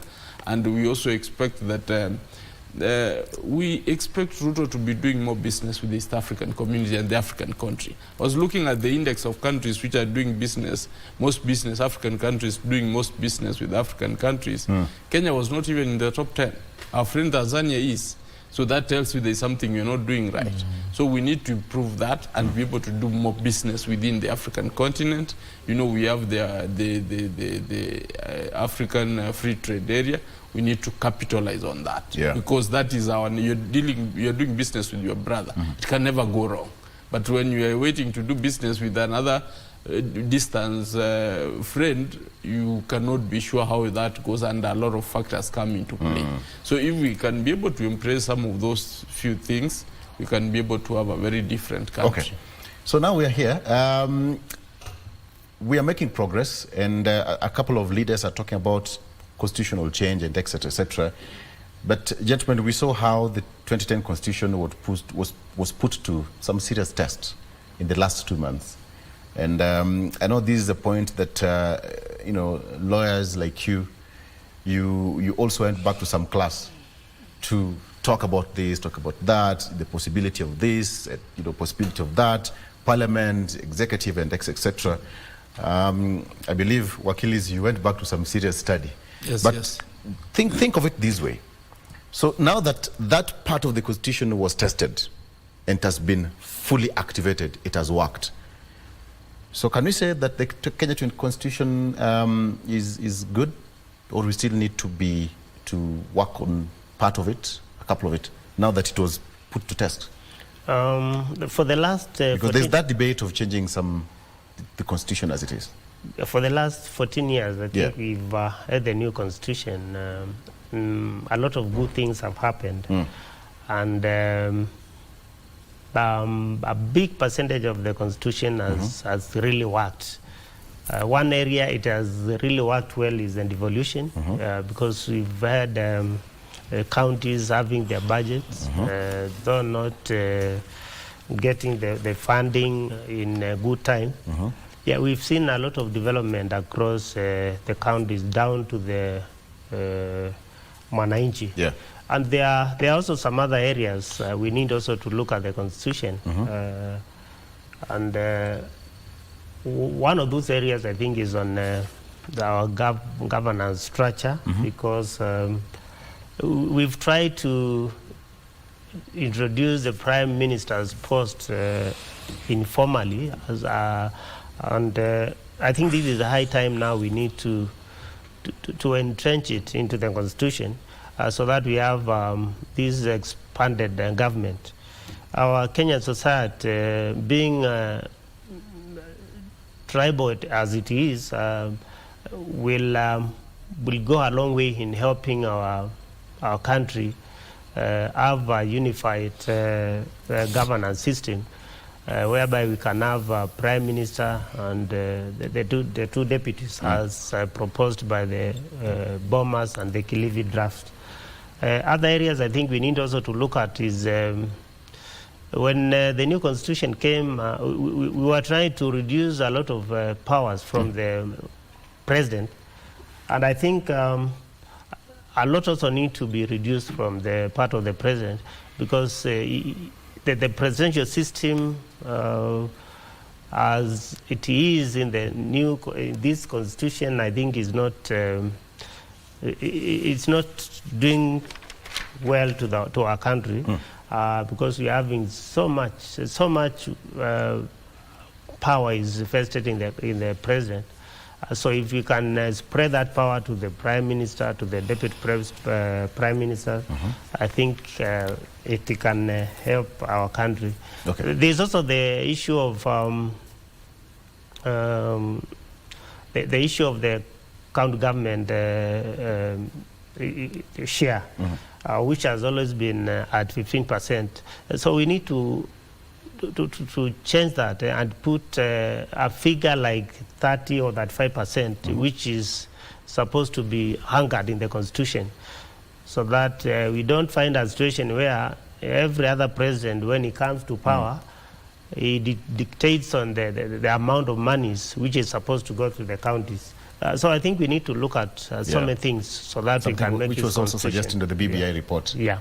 Usually what you see. So how was the 2010 constitution tested? Before I come to Akili to tell us how he called his lecturers at the Kenya School of Law. I think one of the things that we must agree is that the politicians have been able to really maximize in terms of using this constitution to fight their battles without involving the common man.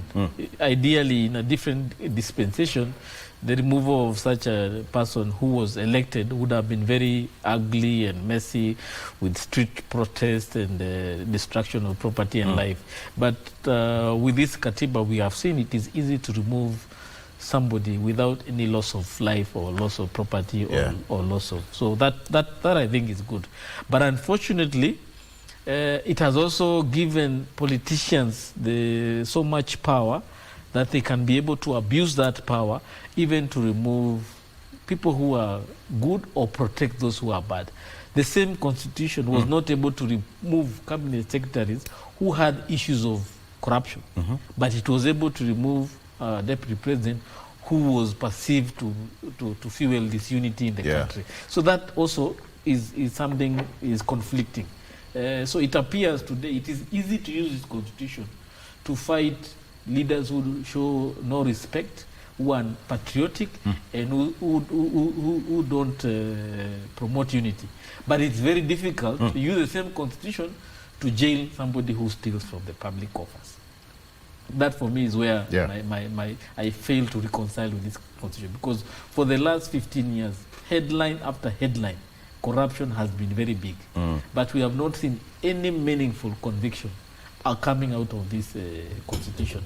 So we need the lawyers and the legal minds to be able to find a way where we can be able to find economic crimes being prosecuted within a very short time, and justice being given to Kenyans for wherever their wealth is being vandalized. Lastly, the other thing I wanted to pick on this constitution is that it needs to also provide room for improvement. I think we cannot remain as rigid as here. The Supreme Court pronounced the issue of public participation, that there is no proper law governing that, and that will allow people to abuse the process of public participation. We have seen many courts pronouncing it themselves that we need public participation. But when it comes saying that there is no regulation, there is no law guiding that, then politicians will abuse that process, and we will see the same problems of people crafting public participation activities which don't have any value and using the same to do whatever they want in terms of kicking out somebody or bringing fake laws that will make the Kenyan lives An interesting way to look at it, because if it's an open kind of book, and when the judges said there is no law regulating public participation, so there's no threshold.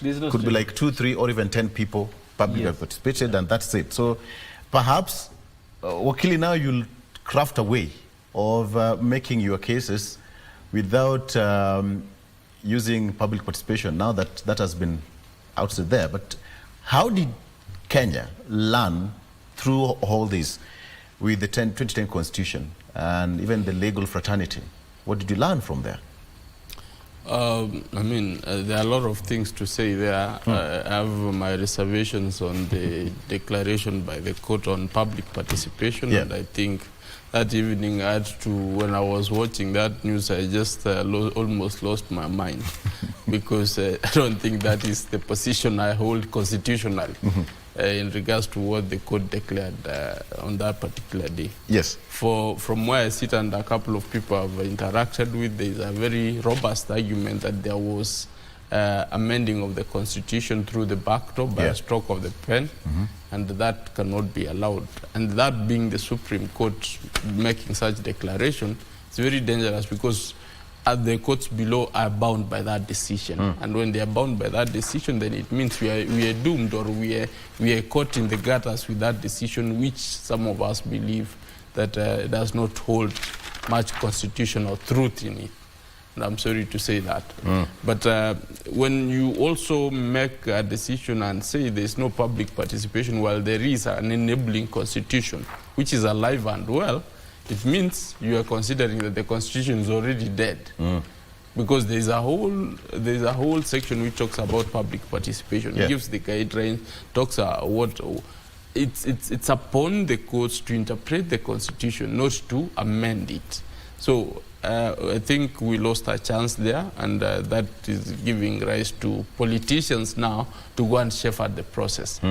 Politicians whom we do not trust, politicians whom from time and again have always made the wrong decisions, politicians whom they're the very people whom we are trying to check through I think the Supreme Court let down Kenyans by throwing down the check card on the parliament and handing it back to them to be the people to decide how they should be checked. That in itself, I think, goes against the spirit of the checks and balances and the supreme principle of separation of powers.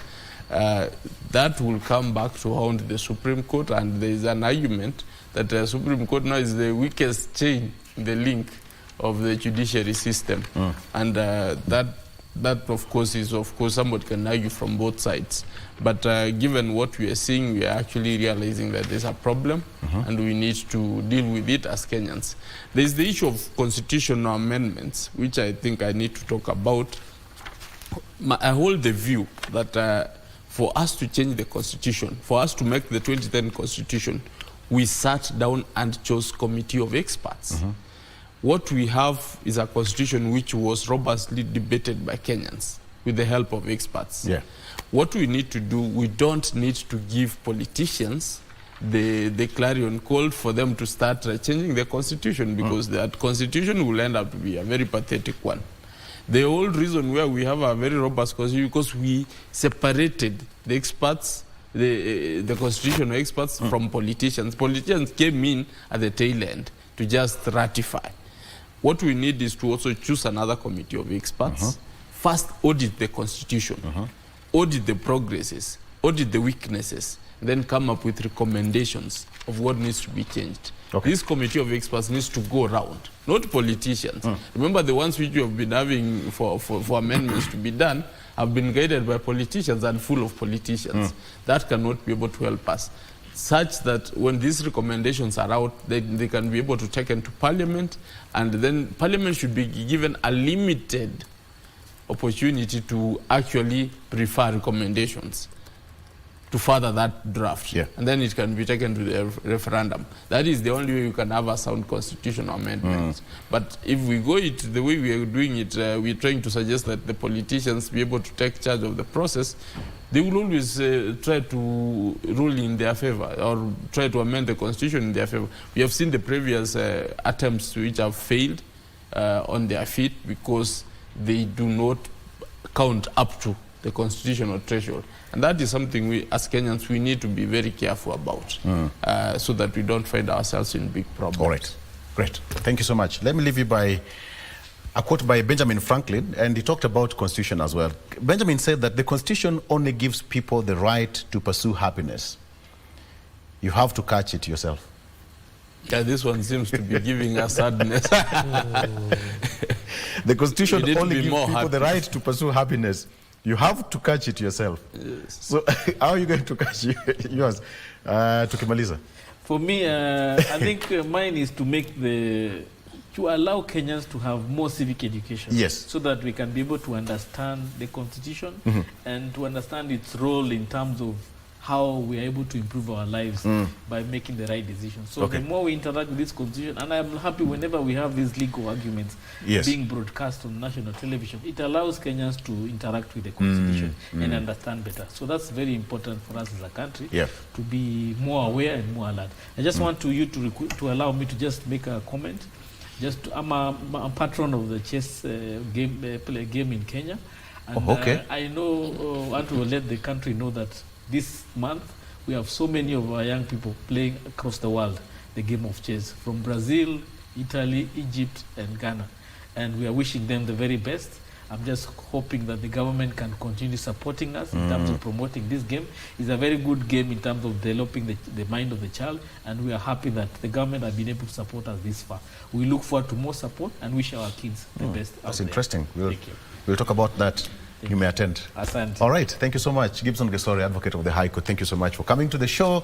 And Christos Wathimba, an engineer by profession, also political analyst, also the patron of something that we've never known. Yes. He needs to declare whether he's a grandmaster. We are working towards that. How many grandmasters do we have? Wakil, do you have that patience? You sit watching at that board for like 20, 30 minutes, then make a move. I tried, but I think my patience ran out. I've left it to my son to learn. For us who did not have the chance, we need to help our children. Exactly. To do it because they have early this year, we hosted an event at the Mangu High School. And it attracted 7,000 children to participate. So it's gaining a lot of interest. Yes. I think in South Africa in June, we took 90 kids to play chess, representing the country. And all that is money funded by parents. Let's talk so we look that. forward to the government supporting us next year. We're doing our best. Asante sana. Thank you so much for coming to the show. All right, that's where we recuse ourselves from the show. Okay, let's wrap it up there. My name is Victor. Have a good morning. Up next is Mike Migwi with other programs. Stay with us.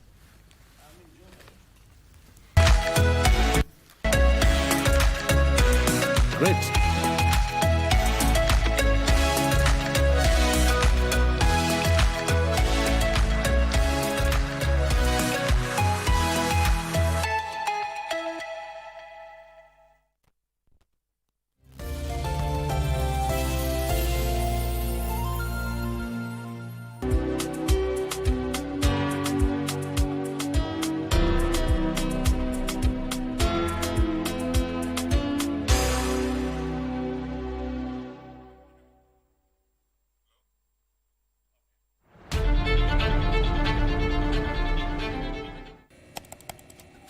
Technology has become a crucial part of our society. Without technological advancements, so much of our everyday lives would be drastically different. As technology develops, it strives to fulfill the changing needs of society. This means that technology exists to help us achieve the things that we wouldn't be able to achieve without it. Take on Tech looks at the advantages and downside of technological innovation in a world that is becoming increasingly dependent on new digital technologies. Every Monday at 10:30 p.m.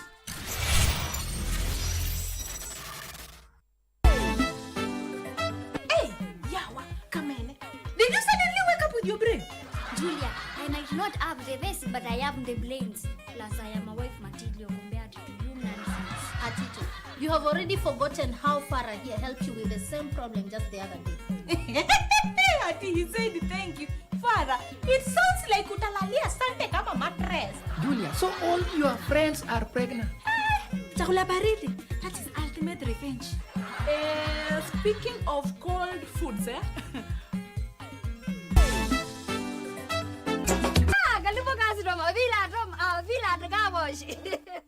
Yo, unaona sasa hiyo ng'ombe uko nayo, ndio nataka nitoe kabisa. Nikuoshe. Mata mulikuwa nataka tuoshe kweli maana maji moto kwani ni mtoto mdogo. Of course. This is my baby. Oh. Hakika tungeka akina Elile mbona huku niambia ninakwambia uniangalilie nyuma unaniambia kocha. Nipeleke tu police station. Unataka police station? Hapo wewe utajua hujui. Mimi nakwambia siku hizi watu wana mixing rangi na computer. Magango? Rangi. Okay, where's the humidifier? Siwezi fanya hiyo kazi bwana. Kaa hapo bwana, kanyari bwana. Geuka kabisa na mwili yako yote. Ayaanza kwenda. Wao unanifinya nini? Nini? Kagankyo.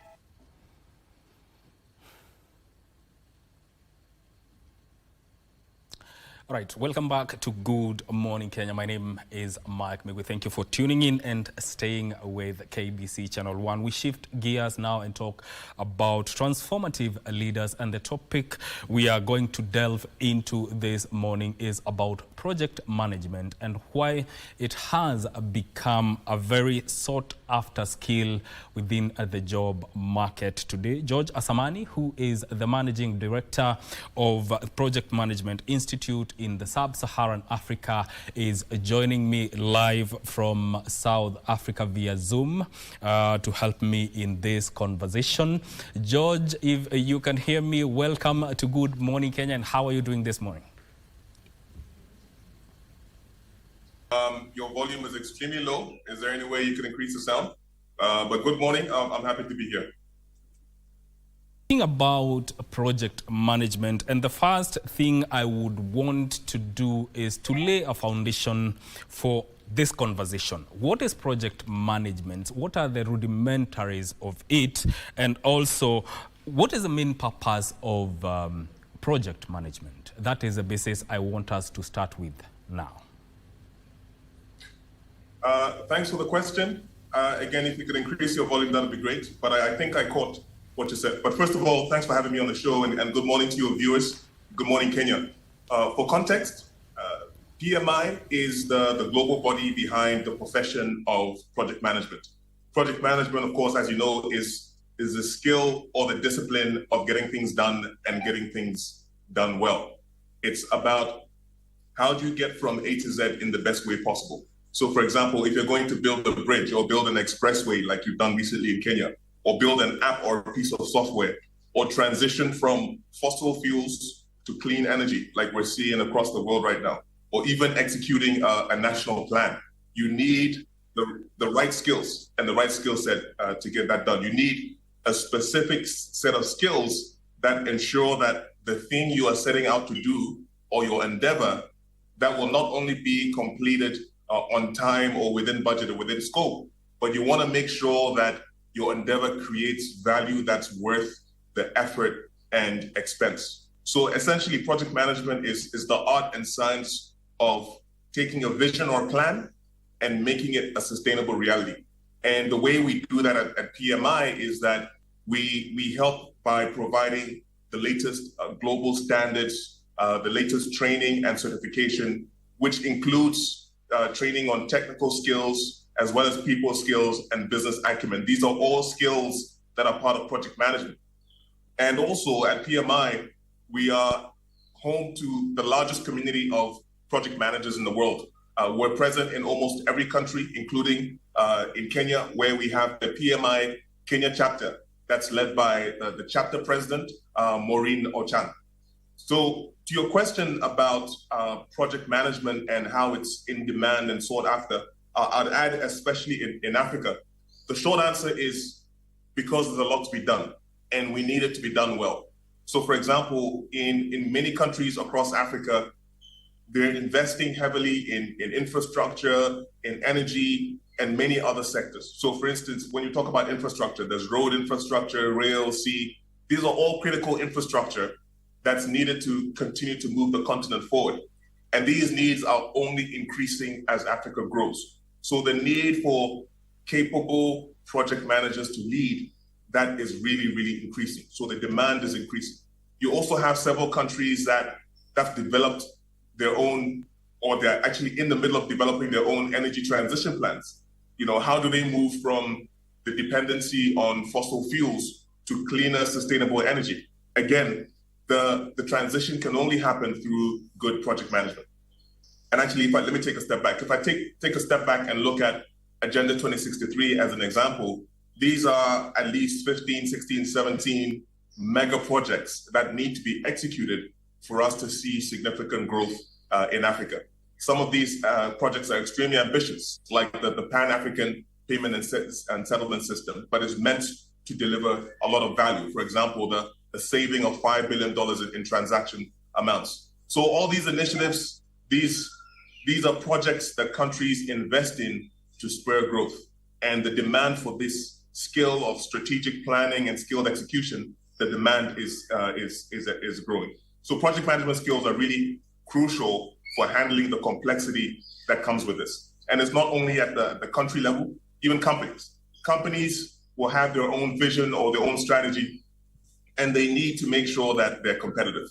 And project management skills are the skills that help companies to implement some of the strategic objectives that they need to remain competitive. Because if they don't, they'll stay behind. So the point is that when we have a need for growth or the need for change or the need to remain competitive, whether it's a country or an organization, it's effective project management that helps us to respond most effectively. And this demand is growing more and more, especially, as I said, in Africa.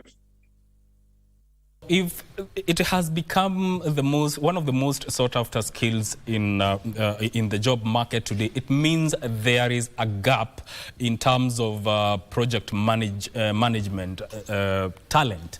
So how do we bridge this gap to ensure that there is enough talent to deal with the gap that is there?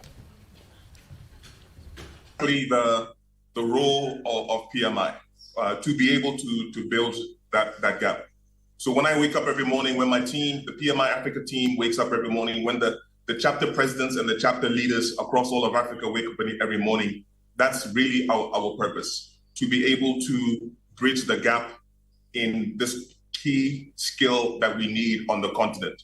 This skill that will enable us to execute on our, whether it's Africa plan or country plan or even your own personal plan. And so we do that in several ways. We have standards that we share with our community. These standards talk about what is best practice project management. There are certifications. Individuals around the continent can be certified on our certifications. Certifications like the PMP, which is the Project Management Professional, or CAPM, Certified Associate in Project Management.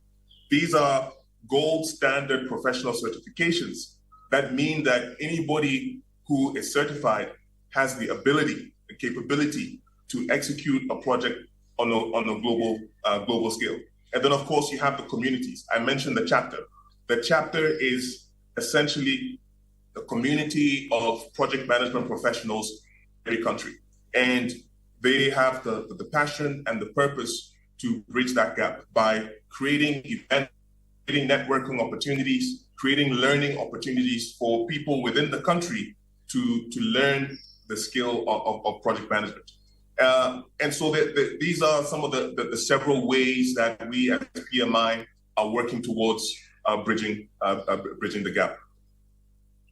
There is also the aspect of sustainability and digital platform expertise. Why have they become exceedingly important for project professionals who are looking to get or to start a career within this field? So I heard two things there. I heard sustainability and I heard digital platforms. So from a sustainability perspective, of course, right now and for some time now, actually, we as a global community, as the world, we've been focusing on, okay, how do we live sustainability? How do we take care of the planet whilst we're living in the planet? And for many decades, a lot of the way that we worked as a society actually had an impact or a negative impact on our world. And so now the thinking is, okay, how do we live more sustainably? How do we execute projects in a sustainable fashion?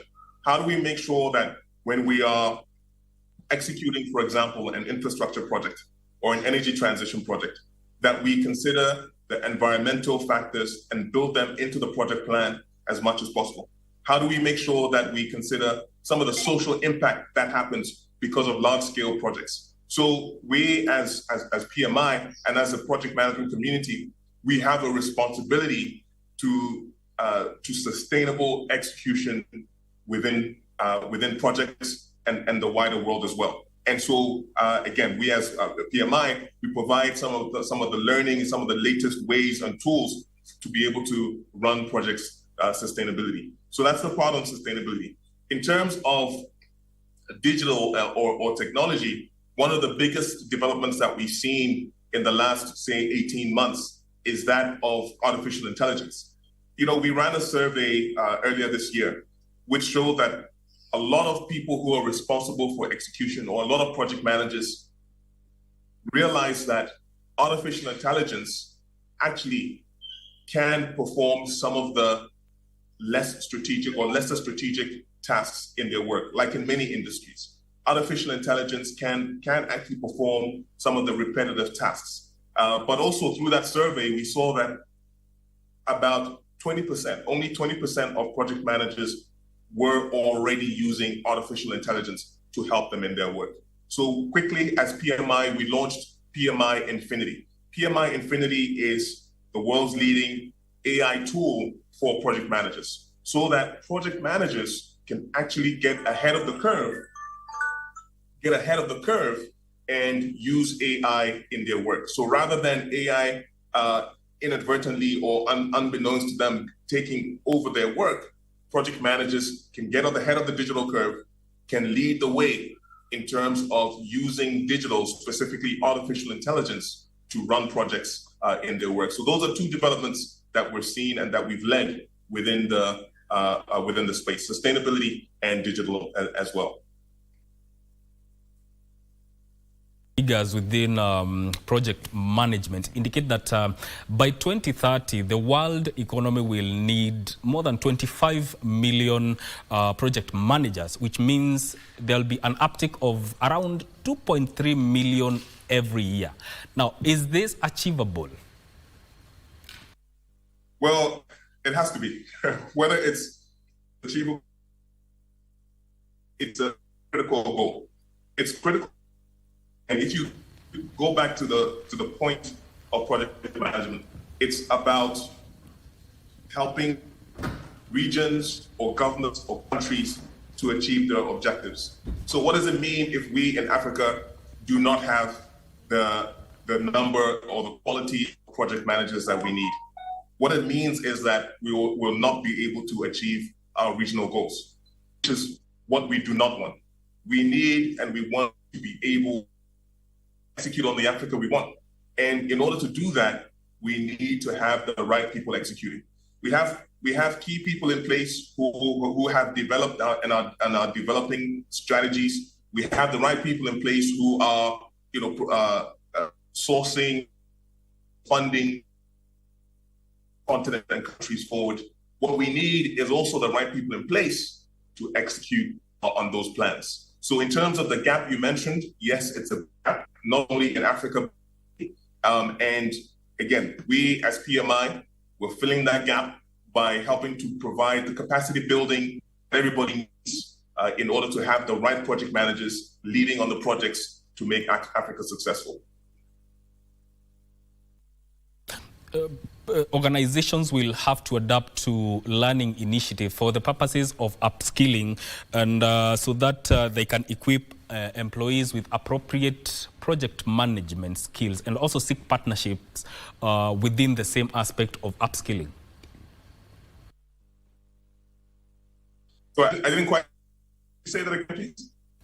I'm saying, does that mean to meet this gap, organizations will also have to adapt to new learning initiatives for their employees to help them in upskilling their project management skills, and also seek partnership within this field of project management in terms of seeking these learning initiatives? Absolutely, absolutely. Employers, specifically HR departments, I think, typically how the world recruits, we look at, okay, does this have a degree? And that's been really the primary sort of like measure. Of course, it depends on the field. And fields like, if you're an accountant or a lawyer, when you're being recruited, you're also tested to see if you are, if you have an accounting qualification, or if you've been successful at the bar. So in the same way that you hire a certified or lawyer who approve their capability to manage finance or legal affairs, they've done that by adhering to local and global standards and certifications. You should also hire certified people or certified project managers when you consider, or when you're considering who you will entrust to make your vision or reality. So basically, when organizations are recruiting, as I mentioned, typically we look for certified people for certain roles and not so much for other roles. What we're saying is that actually for roles such as project managers, you should also look for certified people. Of course, degrees are important because they show an individual's commitment to learning and taking on a particular path. The benefit with certification is that certification complements that. Certification, for instance, when we're talking about project management and the PMP or the CAPM, this is the gold standard or the world class, the world standard in project management skills for a country or a company. It's also certification is also very appropriate for today, because curriculum is continuously updated compared to something like traditional ways of recruitment where we look at a degree. Degree could have been done 10 or 15 or 20 years ago, which is valuable. However, with certification, the exams themselves, especially if you look at PMI's PMP or CAPM or other PMI certifications, those are renewed every 2 or 3 years. Those exams themselves are renewed every 2 or 3 years. So they're very appropriate for today. In addition to the exams themselves being updated, the individuals or the candidates who have those certifications, they have to renew those certifications every three years. In some cases, it's 4 years. But they also need to continuously stay updated. And so the benefit of certification complementing other ways of recruiting and hiring is very, very clear. In addition to that, certifications are, for instance, the PMP, they're global and local in nature. So what that means is, for example, what we have at PMI is that every time we're renewing our certifications, by the time we're renewing it, we would have done research all across the continent, including in Africa, to see, okay, what are the latest trends, what are the latest challenges, and how do we build that into the exams, or how do we build that into the certifications. So they are also global. So whereas in some places you go to university and that university only has a local presence, by getting a global certification, your opportunities to the global environment by having a PMP certification.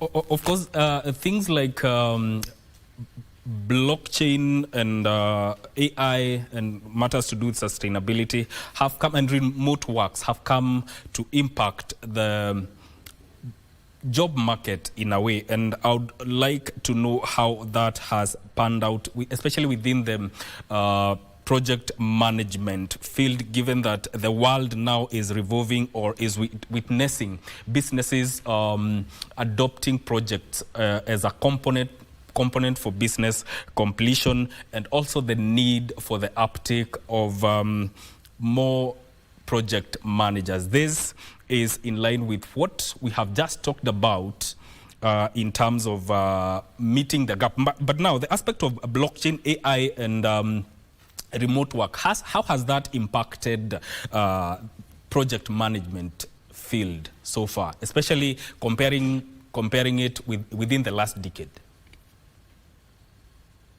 Sure. Okay. So let me just focus on remote work. So when it comes to remote work, we all know when the pandemic hit, all of us were forced to work remotely. But I think that proved the point, and I think it's safe to say, and I think everybody will agree that actually now remote work is a lot more normal. And according to the World Economic Forum, actually remote jobs are going to grow 25% by 2030 at least. And so remote work is in demand, and it's growing, and it's normal for many of us. Of course, it depends on your sector. If you're in digital or technology, you talked about working in blockchain. Technology is an easy sector to work remotely. You can work in your bedroom and you're working for a big company. That's completely different from if you're working for a mining company or some large infrastructure company where you have to be on site and you have to see the physical thing that you're building. But even in those fields, there's a gradual move to some kind of remote working. So for instance, I know that in some environments, you have actually people flying drones on mining sites, for instance. So even in heavy infrastructure fields, remote working has been moving in gradually. So to your question, and I'll add, where's the opportunity? For me, the opportunity is in where you have a large group of skilled and able people who can fulfill a need from wherever they are. That's really, for me, where remote working is going and where it's relevant for us and where we could take an advantage, right? And what I mean by that, where do we see a large group of people? It's in Africa. By the end of the next decade, Africa's workforce is going to reach over 1.1 billion, making it the largest labor force globally. What is the need that has to be fulfilled if we're talking about opportunity? The need is that actually the world's economies are facing an aging population. Essentially, whilst the rest of the world is getting older and older, Africa's population remains young and is growing in size. So Africa has the potential actually to serve the rest of the world. But do we have the skills we need to fulfill this? And for me, I think that's the question. The question is, with this opportunity in front of us, do we have the skills necessary to serve the rest of the world? And really, this depends on how well we can equip ourselves, especially equipping the youth. So back to the point, remote working is here to stay, it's growing. What can we do about it, or what are we doing about it? What's the opportunity? The opportunity is for Africa actually to lead in remote working and to serve the rest of the world, but we can only do that if we have the skills. We talk about project management skills. Are there key or essential soft skills that anyone who is aspiring to get into project management must have? Soft skills. Soft skills are skills like empathy, leadership, that sort of thing, relationship building. So the human skills, the ability for you to connect with your fellow human being, to help them or to influence them. Skills like stakeholder management. These are critical skills in project management. And these are skills that you can learn. So if you want to go into project management and for some reason or other, you don't have all of these skills are it's possible to learn. Of course, some of us are more inclined to soft skills than other people. And in the same way, some of us are more inclined to technical skills than other people.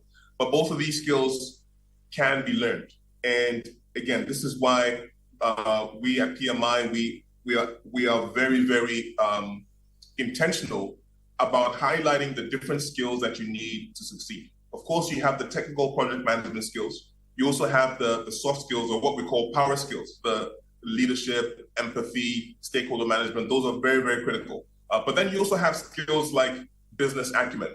And the business acumen is really understanding the bigger picture, understanding the context as to why.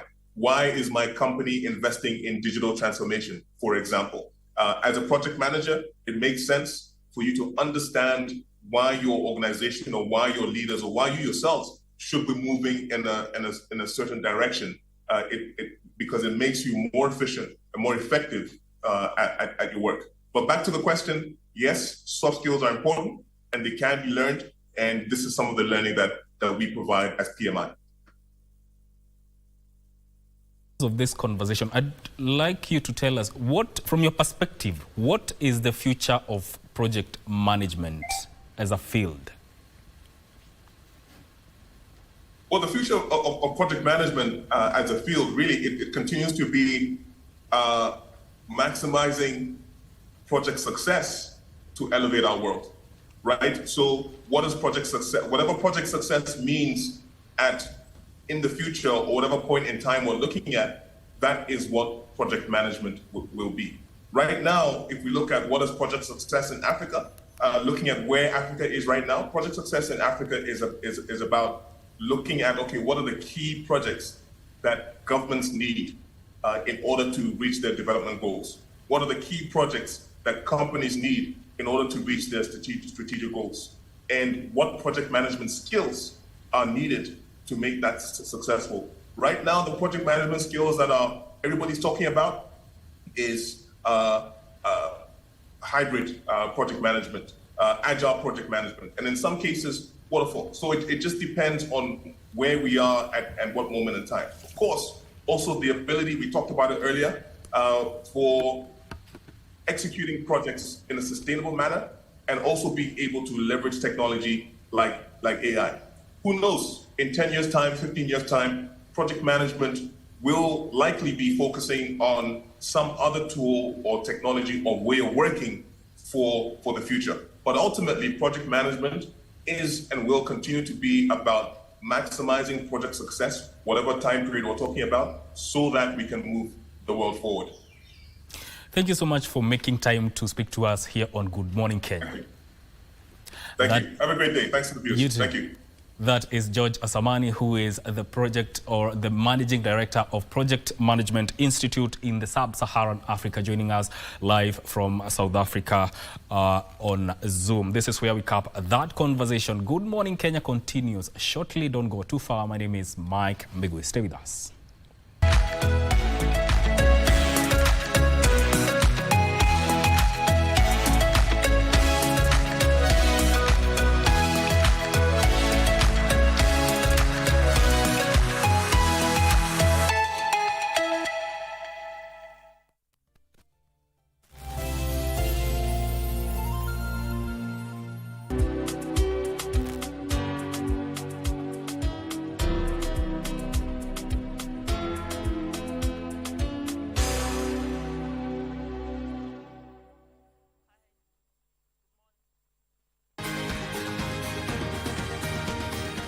Thank you for joining us on Healthy Living. Stay connected to Voice of America at voanews.com. A look at your kidneys and how they impact your health. And an expert discusses chronic kidney disease and how to protect yourself.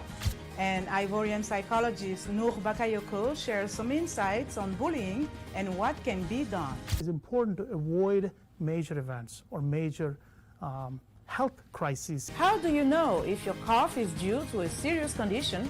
We'll have some answers. Stay well and strive to make every day a healthy day.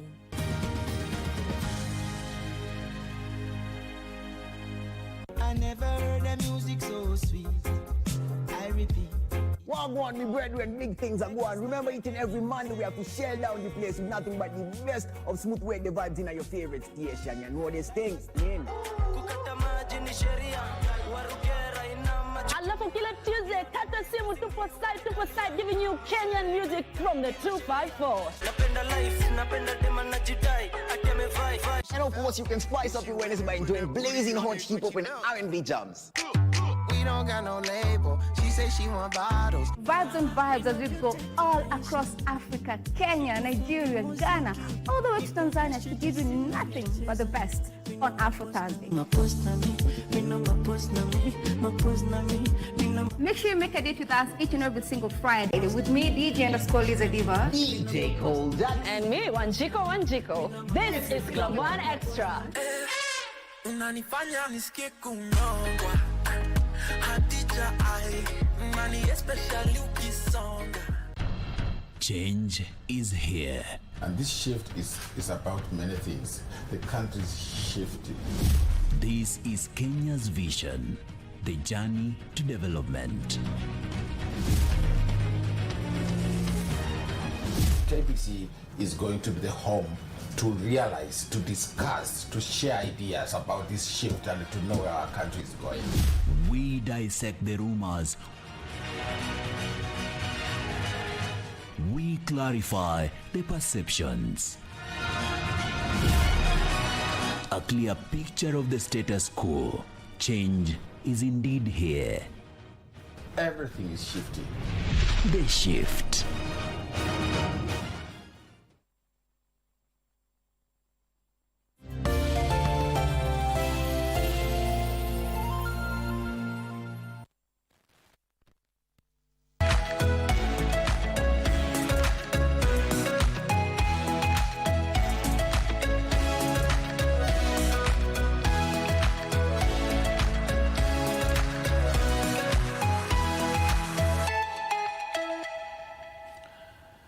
Thank you for always choosing KBC Channel 1, and you're watching a Good Morning Kenya, and the segment on air is a Family Check, and today we are going to talk about parenting and religion. What is the nexus between the two? In studio, I'm joined by 3 panelists who are going to give their take or their views on this parenting. On my far left is Njeri Ndaro, who is a psychologist and also a growth coach and trainer. Welcome to the program. Thank you, Mike. And also there is Dr. Hassan Kenywa, who is a sheikh and a lecturer of religious studies at the University of Nairobi. Karibu sana. Asante sana. And also Pastor Pearl Blessing, who is director of Star with Pearl. Welcome to the program. Thank you, Mike. Karibuni sana. And let's now get into the thick of it. And I will start with you, Pastor Pearl. What is the nexus between religion and parenting? Okay. One of the things is that most important things, remember that parenting children are given by God. That's where we start from. So it's a gift from God.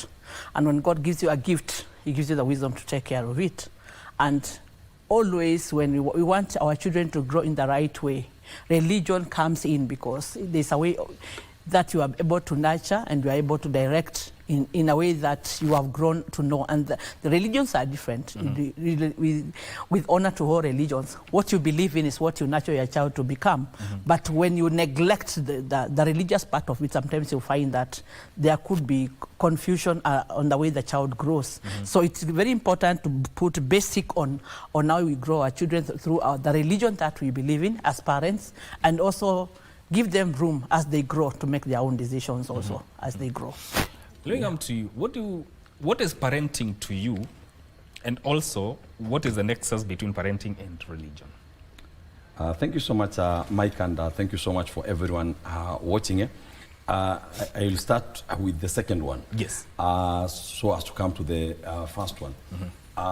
When you look at the issue of parenting, since the beginning of humanity, since the beginning of creation, when you look at the book of Genesis in the Holy Bible, when you look at the book of Surah Al-Baqarah in the Holy Quran, Allah tells us, Ya ayyuhan nasu taqu rabbakum alladhi khalaqakum min nafsin wahida wa khalaqa minha zawjaha wa batha minhuma rijalan kathiran wa nisaa wattaqullaha alladhi tasaaluna bihi wal arham inna Allaha kana alaykum raqiba.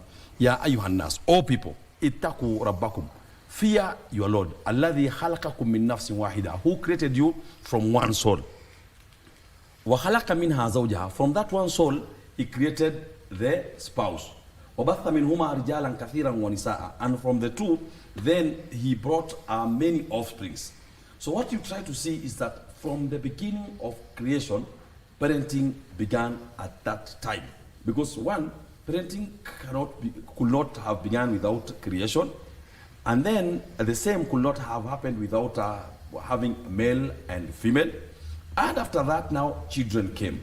And when we now talk of parenting, we are looking on a way of how parents pass values from one generation to the other, making sure that these offspring who come, the children who come, follow the best path.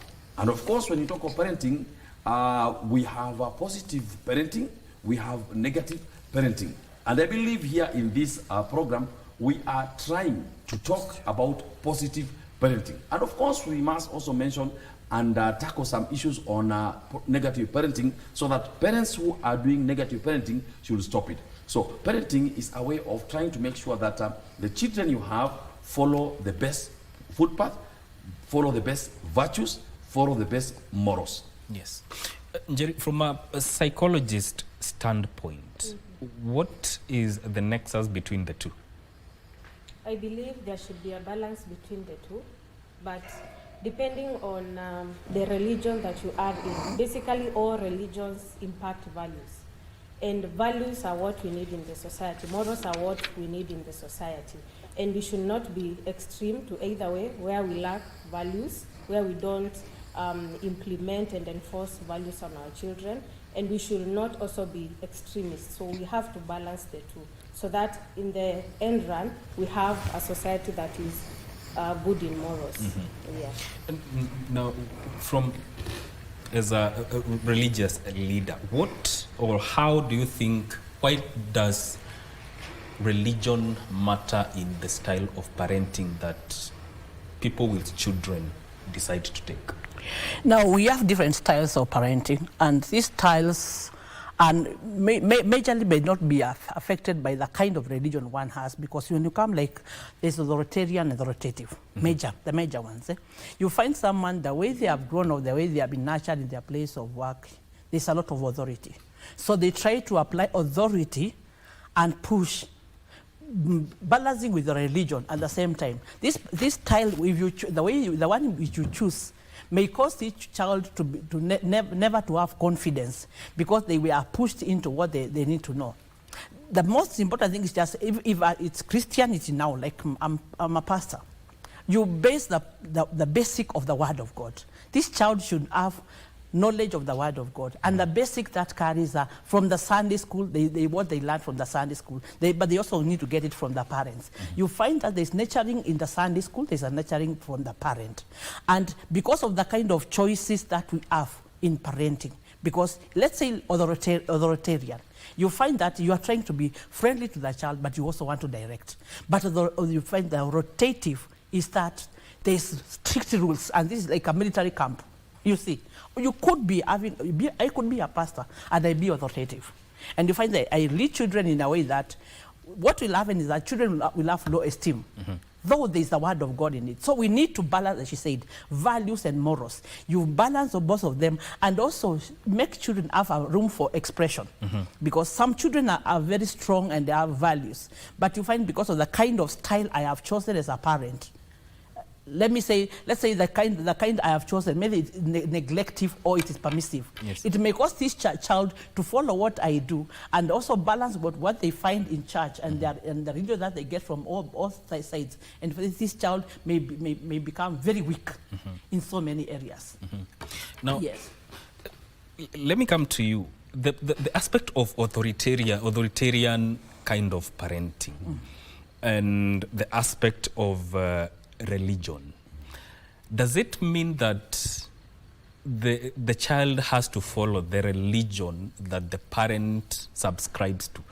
Is it a must? And how does that affect the child's decision-making process in that aspect? Yes, thank you so much. You know, when you talk of the issue of the authoritarian way of parenting, this stems back to the Holy Bible and also to the Holy Quran. Yes. If we misinterpret the verses, because you see when you talk of you keep the rod away and then you spoil the child. Yes. That stems from the Holy Bible. But it needs some of us to tell people what was the context then. When you look at the Holy Quran also, we are told to teach our children how to pray when they are young, up to when they are 7. From 7 to 10, we are told to force them. Then after 10 years, we are supposed to beat them. That is what the Hadith says. But you see, there is a context on the same. But looking at this, then you realize that a religion has its own way of teaching issues. So when you look at those verses, they try to show you that a child must follow the path of their parents. And that is why it is important when a child now becomes adult, they are now allowed to look at their own life and decide which path to follow. And that is why in the Holy Quran, Allah tells us, وَهَدَيْنَاهُ النَّجْدَيْنِ. We have guided this human being to two paths. So you either choose the path of your parents or you choose the other path. And we have seen this happening amongst even the prophets. Some of the children didn't follow their path, but many times if you don't follow the path of your parents, sometimes there are some consequences. Like the child of Noah, he didn't follow the path of their parents. So what I'm trying to say is that when you look at the divine books, they have each and everything. And that's why in the Holy Quran we are told, مَا فَرَّطْنَا فِي الْكِتَابِ مِنْ شَيْءٍ. We have not left anything, but it's there in the Holy Quran. So parenting should be followed in a way that it is positive. Because if the parent has negative impact on the child, Quran tells us that the child should not follow that parent. Actually, Quran is so clear. So if a child comes and they realize that their parents are on the wrong path, they are not supposed to follow the parents in any way. But what if in the case that the parent is saying it's my way or the highway? They are rotative. Now, that is where I highly thank the Constitution of Kenya 2010. It is a very progressive constitution. And when you look at it, it has very good rights for children. And that's why you also have children rights and the Children Act. Some days back, we saw one parent highly beating the child. I don't remember the place, but I got the information because I was following up that issue, being a child rights protector. We followed the matter. We sent some of our officers there, the Muslim. The child was highly beaten to a way that the child was bleeding highly. So some people are saying it is because this child followed his friend to a mosque. The child is a Christian. So he followed a friend to a mosque. The child was highly beaten. As we speak, he's still in the hospital. It is in western part of Kenya. But you see, when the parents was followed, he said it is not because of the child going to mosque. It is because the child is a thief. So the question is, because when I was asking some people, everyone has their own view on the child. I was telling people, please, let's not become stupid. Let's not become ignorant. No one is allowed to beat a child like that. And actually, we are calling upon the government to arrest that person, because that person must rot in jail. Even if it's your own child, you cannot beat your child to a point of even taking him down, strangling him, and beating him to a point that he's fainting. Then when he comes out of the fainting, he recovers. You beat him again till he faints. We cannot do that, irrespective of what the child has done. So what I'm trying to say, the government there is supposed to take the child, because all children in this country belongs to the government. That is the best thing, and we highly thank the drafters of the Constitution as far as children's rights are concerned. And that's why I work with the World Vision International as their global consultant on interfaith matters. And we have a channel, a model called Channels of Hope, where we teach people how to apply religion in technical manner. So as per this one, we say that no one is supposed to inflict authority, to force their authority on children. Children are not supposed to use authority on them. Just use your brain, use your mind, use your wisdom, use your sympathy, and I'm so sure the children will be the best. Going by what the Shet has said, Njeri, how then do you decide or define the values that you want to instill to your kids, and how does religion influence them? So the values that you should instill on your child are measured by the society in general. And we all know the good values, if I may use that word, and we know the bad values. And sometimes you find even some people are not religious, like the atheist, but there are general values that they can impact their children and even the society at large. So you have to have that balance. Is this what is morally acceptable to the society despite of my religion? If I teach my child this, are they going to be acceptable in the society? Will the society embrace this child? Will the society give love to this child? Because that is all that really matters. Yeah. Do these values have to be based on a religion? Do they have to stem from religion? I believe every religion has their basics, and from the research that I have done, basically all the values are the same. Love, care, togetherness, those are the basic values of each and every religion. So I believe it is okay to be in any religion, but as long as you're impacting the right values according to the society, then there is no problem.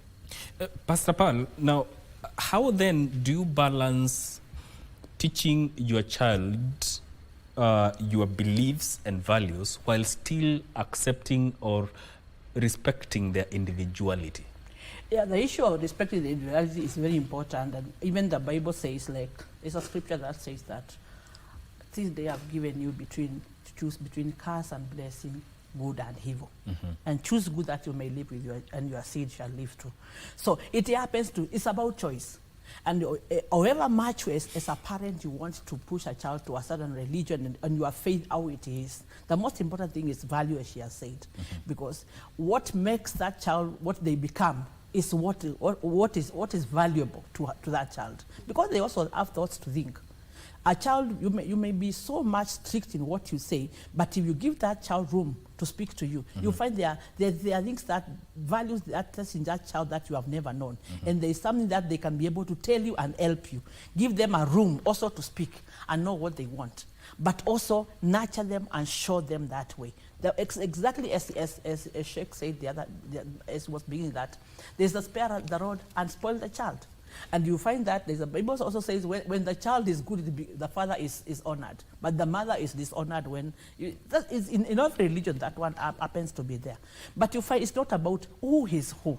It's about the values that comes out of that child and what they become. Because if you don't train them maybe to be givers in life, they will not be caregivers. You may become, maybe you are those people that cannot even give up a piece of bread to a neighbor. That child will become they will learn from you and become that way. But if you show them that, like I have a friend of mine that the child is in Form 2, and that child, whenever there is room, he'll tell the mother, you have to take me to a children's home. The boy goes there and gives food. He cooks for the old children's home. At Form 2, he's nurturing that person to be someone in the society and has opened that door. So as parents also, as we may even sometimes give a lot of time into the religion and show what we want in all that we want, but also we need to instill values that will cause that person when you are not there. Because remember, we are passing. A generation is coming. When you are not there, what will that become? Because you may bring one value and run with it, but remember, everything has to become branches for this person to be valuable to the society. Yes. So, how do you navigate parenting now in a situation where the parents do not share the same religious beliefs? They belong to different religions. Thank you so much, Mike. Actually, we are in very interesting times. Yes. And as you know, I authored a book by the name Pieces of Me, My Journey into Interfaith Dialogue and Diplomacy.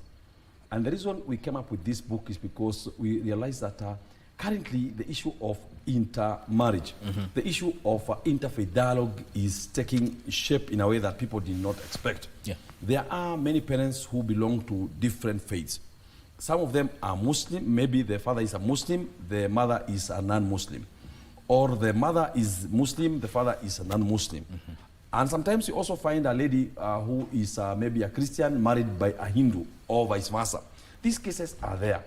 Now, navigating through this parenting is very challenging if the parents do not undertake a course and understand each other. So what you're trying to say, the best is to do what our sister said, making sure that all these parents go with the universal parenting principles, because they are there. There are universal parenting principles. And one of the universal parenting principles is being a good example to their children. So you be a good example to your children so that your children can follow you.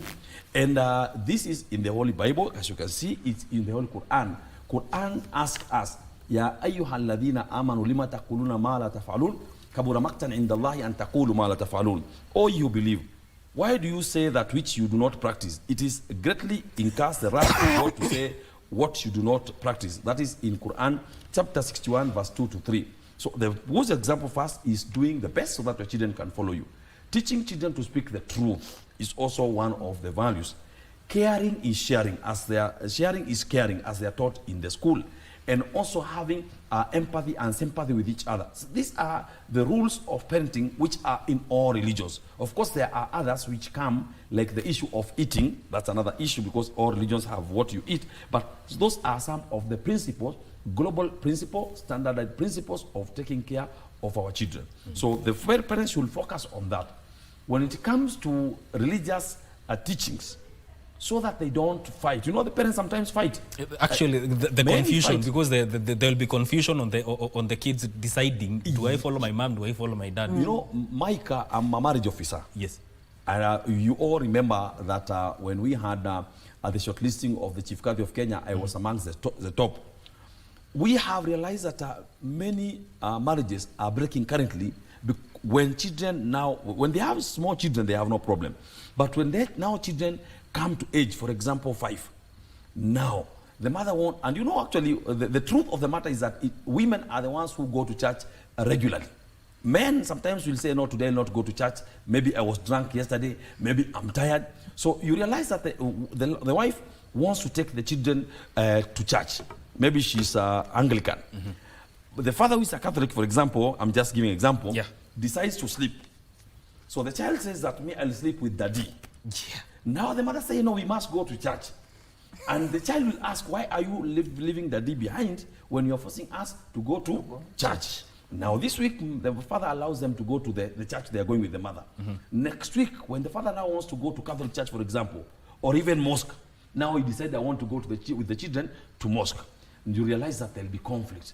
And unfortunately, children will see the conflict amongst the parents. Yes. Because they'll be fighting for the children, and that is where the split between the parents start. So it is important for the parents to decide when they have children, where do we take them? Yes. And how do we do it? Yes. They can decide maybe we'll be taking them this Sunday to this church, this other Sunday to this church, and it be a norm. Or we are, and that's why this is where actually in Islam, a woman, a Muslim man can marry a non-Muslim woman. But a non-Muslim, a Muslim woman cannot be married by a non-Muslim man. And people keep on asking, why is it so? You know, in the family many times, authority is with the man. So when the man now is a Muslim and the wife is a non-Muslim, most of the time you realize that the father will have a say on where to take the children. But if the wife is the one who is a Muslim, then the father is a non-Muslim, you realize that the father will decide to take them maybe to the church. You know, religions have their own politics, yes, and religions protect each other. So that's why you realize that in Islam, Muslim men are allowed to marry women from Ahl al-Kitab, either strict Christians or Christian Jews. Muslim men are allowed to do so because of religion. Because religions look at future. That's where the problem comes. But what I'm trying to say is that there must be an agreement between the parents before the children.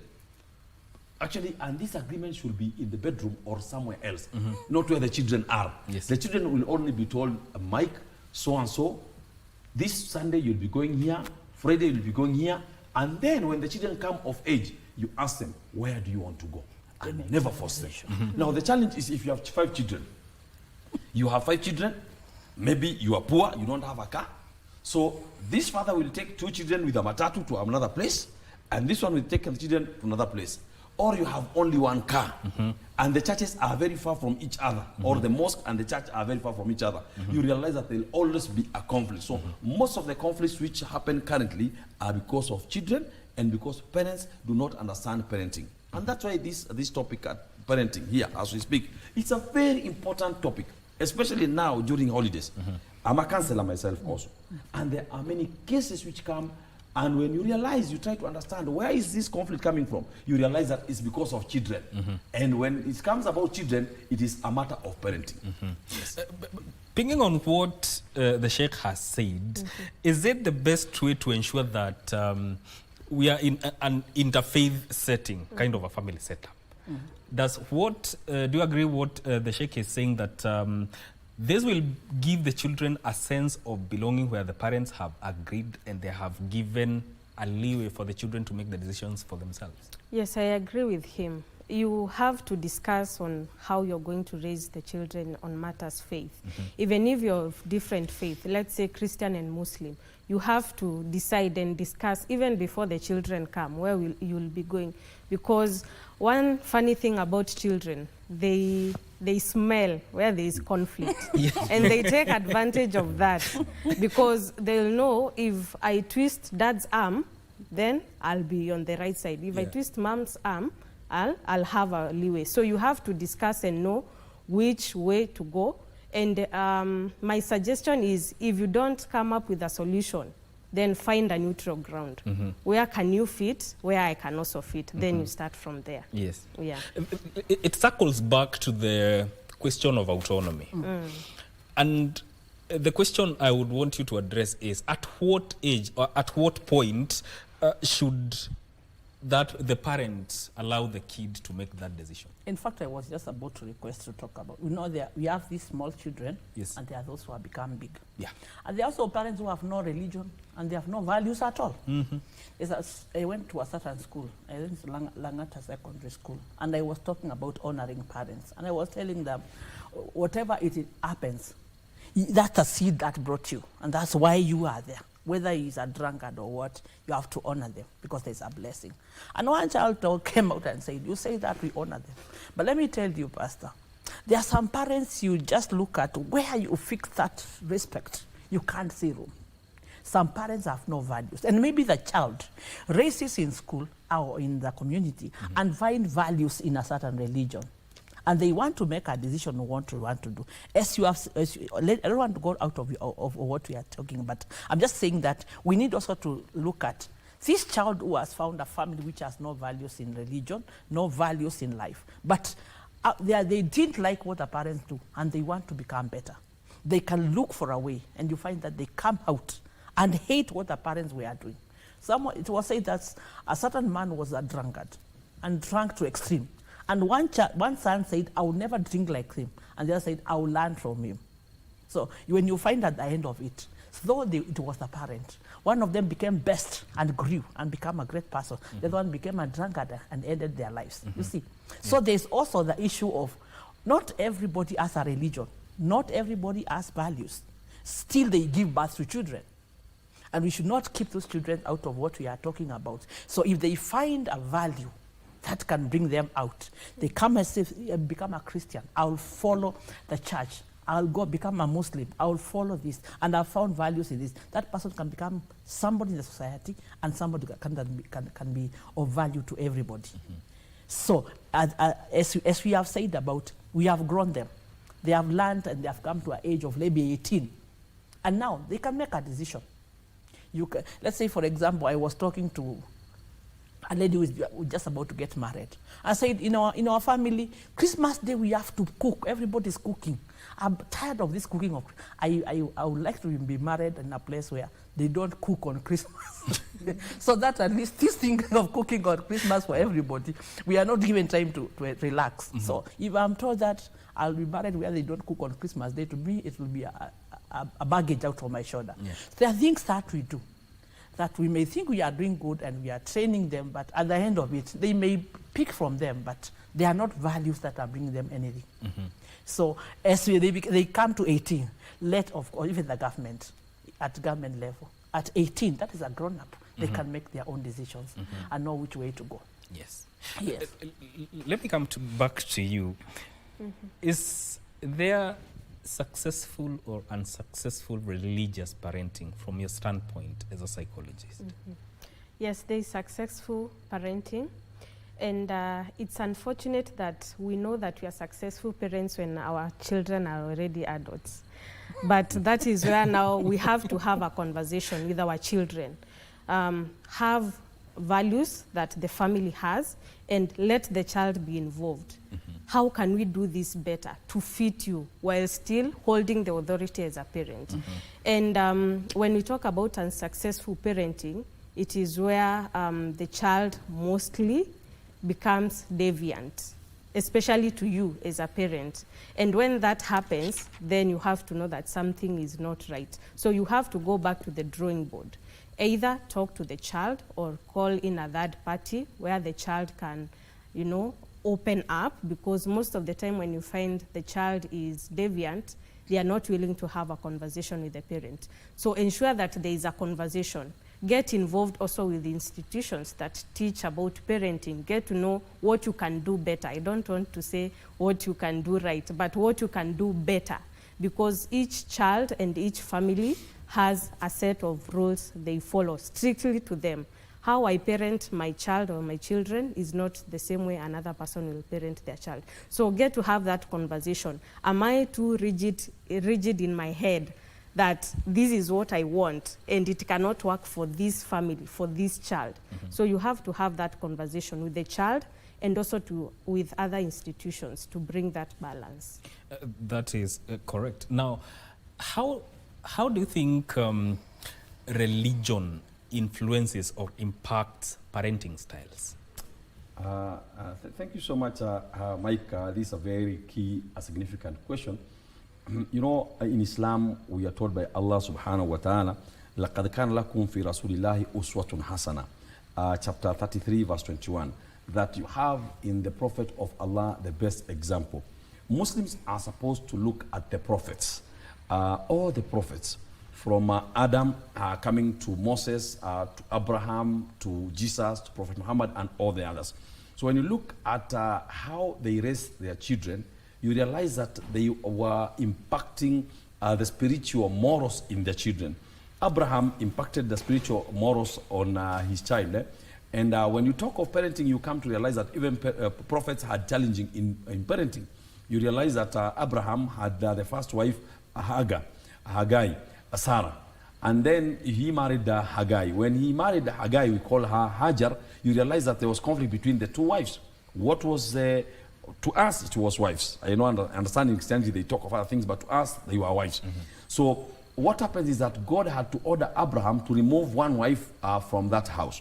And when you speak of this, you realize that when I talk in mosques currently, I tell Muslim men, because as we are allowed to marry more than one wife, yes.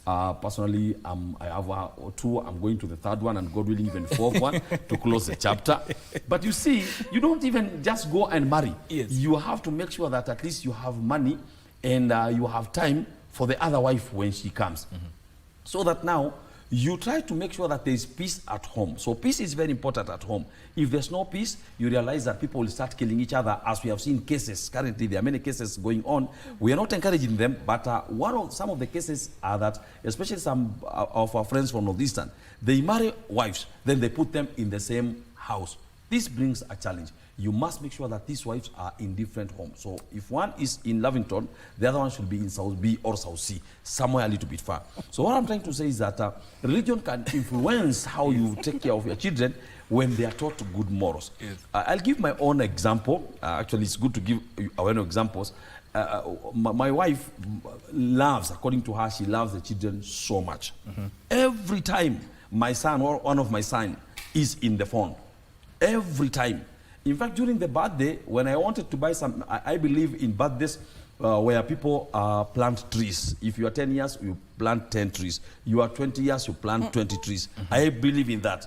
But some people are saying that that is becoming mean because you don't have to pay money for the cake. You eat your cake, but you make sure that you plant trees, because I'm the vice chairman, 5 Actors Network on Climate Justice.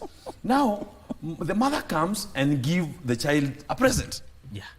When I look at the present, I didn't know what it is. When the child opened the present, it is a phone. I asked my wife, what is this you're giving our child? Where you understand this is his problem? Phone. I'm telling you, sometimes you wake up, because we Muslims sometimes wake up at 1 a.m. to go and pray. There's that prayer, night prayer, 1 a.m., 2 a.m. You go there, you find, I see light in my children's bedroom. Yes. And I have to open. When I open, my son is on phone at 2 a.m. Well, so I tell the mother, I will take my children to madrasa. Madrasa is where children are taught Quran. She says, no, our children are young. But I keep on telling her now, this is the third year we are talking of our children being young, but they are operating phones. And you don't know what they're looking at night. So what I decided to do, actually it's yesterday, I'm confessing. My wife is not there. Yes. She's out of the city, yes, because we are together in Mombasa. I came back, just took a flight, came back, arrived in Nairobi, told my children, pack your clothes. I took them to madrasa. As I speak, they are in madrasa now. For the 2 months. 2 months are so much. I keep on telling people in mosque, if you don't take care of your children in these 2 months, they will be full in their stomach when they are young. You know, if you are full and it is from a good boyfriend and you are above 18, it's okay. Yes. But below 18, that is a tragedy. If you don't take care of your children now, they'll be drug addicts. If you don't take care of our children now, they'll be phone addicts. Phone addiction is very bad, she'll tell you. So I decided to take them. They were crying, they cried, but I stayed with them in the madrasa from 9 a.m. I was leaving the place at 9 p.m. when they are going to sleep. But they said we must come back. I asked them, we'll come back to see you. But how many children live in boarding schools? Personally, I lost my parents when I was very young. I don't even know my father because he passed on when I was only 3 years old. My mother took care of me with a lot of challenges. Then I was taken care of by my grandmother. And my grandmother, because she could not take care of me, she took me to go and study Islam in Mambrui, a place called Mambrui. I stayed there for 6 years. I could only come once a year to see my grandmother or my mother when she was alive, and I could stay with them for only maximum 10 days, then go back there. But I thank God, and there were many challenges there. And as I speak currently, I thank God because I'm a great religious leader. I have ordered many 30 books. I'm a lecturer at the university. I'm a lawyer by profession. So what I'm trying to say is that parents, when we are taking care of our children and parenting, we must balance and try to look at what is the best interest of the... Actually, that's what the Constitution says, the best interest of the child. The best interest of my children is them being in madrasa in these 2 weeks, in these 2 months. Because I travel frequently. Every time I'm on air, the mother is very busy also. We leave the children with our house help.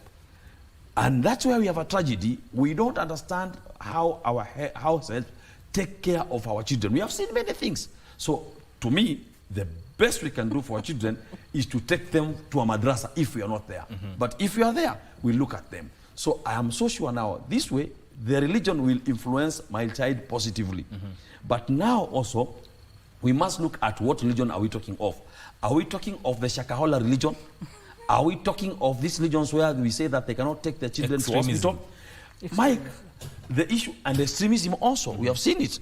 What I'm trying to say, Micah, myself and our pastor here, we are lucky. I don't know about her. She looks young. But me and her, we were very lucky. Yes. Because every person in the street who was my father's age was my father. Every person who was my mother's age was my mother. No one could allow me to smoke cigarette. There's a time I tried to smoke. and I was slapped by someone I don't even know. And you see, I could not go home and say, now, slap someone's child. Yes. They will go to the parent and tell daddy. They'll have a gut of telling you, you know, actually, so-and-so beat me, and why were you beating? Because I was smoking. Because children nowadays, no one looks at them. How many times have we seen very young girls who we are so sure they are below 14 years old, being taken to brothels, being taken to lodgings by people we don't even know, and we keep quiet because that's not my child. You look at the situation which was there in Isli, where people were coming all the way from America, 60 years old, 70 years old, to come and sleep with girls who are 12, 15. I'm amongst the people who blew the whistle. And some people were asking me, Sheikh Hassan, are these your children? No. Why are you complaining? We must complain. My friend, when you see any child being molested anywhere, being oppressed anywhere, all children are our children. Actually, mine, I'm calling upon each and every Kenyan and each and every individual. We go back to our society. You see a child doing anything wrong, stop them, and if they don't do it, try to see how you can stop them. And I'm encouraging parents, if a child comes and complains that they have been disciplined by a parent because of seeing them doing wrong, please continue and also add some more so that the child will know that anything I do, I will be looked at and I'll be punished and I'll be destroyed by anyone. Definitely, it takes a village. But I would want you to talk about, just 1 minute, about how you address where religious teachings do not really align with your parenting style. How do you deal with that? When the style of parenting does not align with the religious. Yeah, like when you look at the neglective part of it, it's like you allow the children just to find their way out. And it's like they know what to eat, they know when to sleep, they know whether they go to school or you don't care. And it happens with, like you said, that is not neglective, just because some people are busy. This is what they are doing. But they have put someone there. And you find sometimes that ourselves that we have, we need to have one thing, that's a parent. And let me talk about that. The house helps in our houses and also teachers in school. These two people are parents. And if you become close to them, there are things you can be able to know that you could have not known what they go through. And if you have a bad relationship with your house help, these children can be molested, you don't know. But they are very close to them than you, and they can be able to be of good help to them, and they can nurture them more. So what I'm saying is that it might be a style that is not conversant with a religion, but it depends, because you cannot talk about authoritarian when you are not available. You know, authoritarian means that you are nurturing, you are friendly, you are there, you are conversing, and some parents are very far. They parent children when they are far from the children, so they depend on others. You can use the people who are on the ground to be able to help you, or maybe when they go to church, can you trust the people that are under them if you are not there? Because neglective way of parenting usually comes to faraway parents because of the kind of work. There are people who sleep in the same house. During Corona, a certain child asked the mother, Dad doesn't live with us nowadays. He was sleeping in the same house, but the child did not see him because he left at 5 and came at 9 p.m. or 10 when they are sleeping. So during Corona, everybody was in the house, and the child was like, does he live here nowadays? You see? So he was there, but he was absent. Not because he doesn't want to be there. So it is about, the church can help much, and also the person who takes care of them, feeding them and cooking for them. You need to make sure that person is trustworthy and also connected to what you believe in, so that they don't inflict. You may leave them there and they are inflict something that is not good. Yes. And you find that your child is like let me finish with this particular part of the TV. Like now children are closing schools, and I was talking of an example where you find an Indian. In the morning, he takes the son out of the house. They go together, he opens the door. The boy is saying the father is taking money. But some of us, that boy will watch movies you don't even know. Terror movies up to 2 a.m. Let me tell you, your eye is the highway to your heart, and your ears is the highway to your heart. Out of the abundance of the heart, the mouth speaks. So what we deposit in them at this time, we have to guard what they see, what they hear, and where they go. Yes. We have to be very careful. Yes. Now, in the interest of time, I'll give you each 30 seconds to give your closing remarks. Let me start with you here. Yeah, it's white. We can't. Yes, it's very white. It's very white. You don't touch anything yet. Thank you, Mike, and thank you to all our viewers. My parting shot is that children are our own. We are a village. Let us raise children together. In case you have any challenge, consult professional, consult religious leaders, consult your mentors on how to go about it. Thank you. Sheikh. Thank you so much, Mike. Thank you so much for all our viewers. May God bless you. Number one, I would like to advise each and every person that children are the best resource we have, are the best bounty we have from God. Let us not take all the time looking for money and neglecting our children and our wives. If you neglect our wives, what happened in Guinea will happen in Kenya. And if we neglect our children, they will go against us. So please, let's take care of our children and our wives. Let's give them time. Yes. The other thing, let us make sure that in these 2 months when children are at home, if you are Muslim, make sure that they memorize the Holy Quran. And make sure that our children also, we make sure that we control the television. Television has created a big problem. I was in Mombasa, and I was crying yesterday because there are juvenile criminals in crime in Mombasa. Why? Many people in course go to work in Saudi Arabia and other places, leave their wives at home.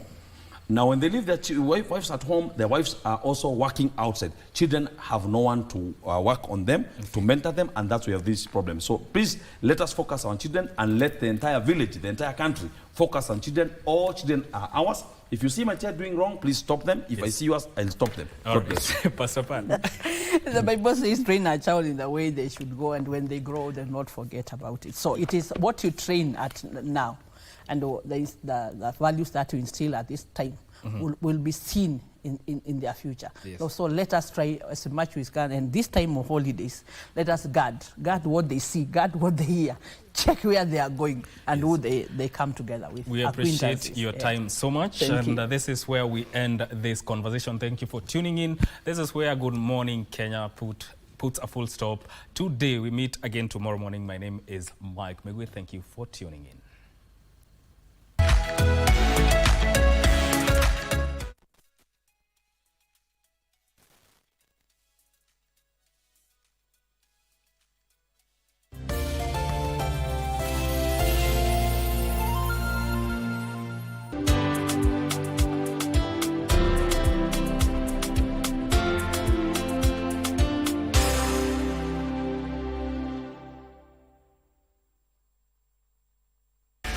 Stars doing the pressing. Odiampo heading towards the byline and just overrunning that ball. Harambee Stars are set to face Zimbabwe on the 15th November at the Orlando Stadium in Johannesburg, South Africa at 7 p.m. Catch the matches live on KBC Channel 1 as both teams chase slots at the 2025 Africa Cup of Nations.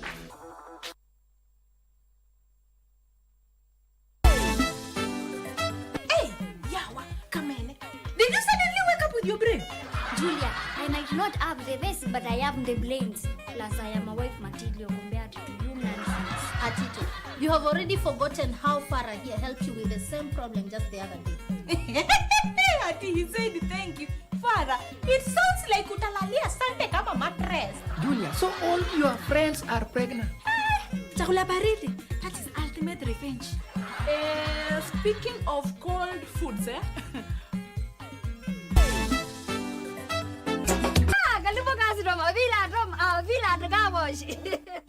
Yo, unaona sasa hiyo ng'ombe uko nayo ndio nataka nitoe kabisa.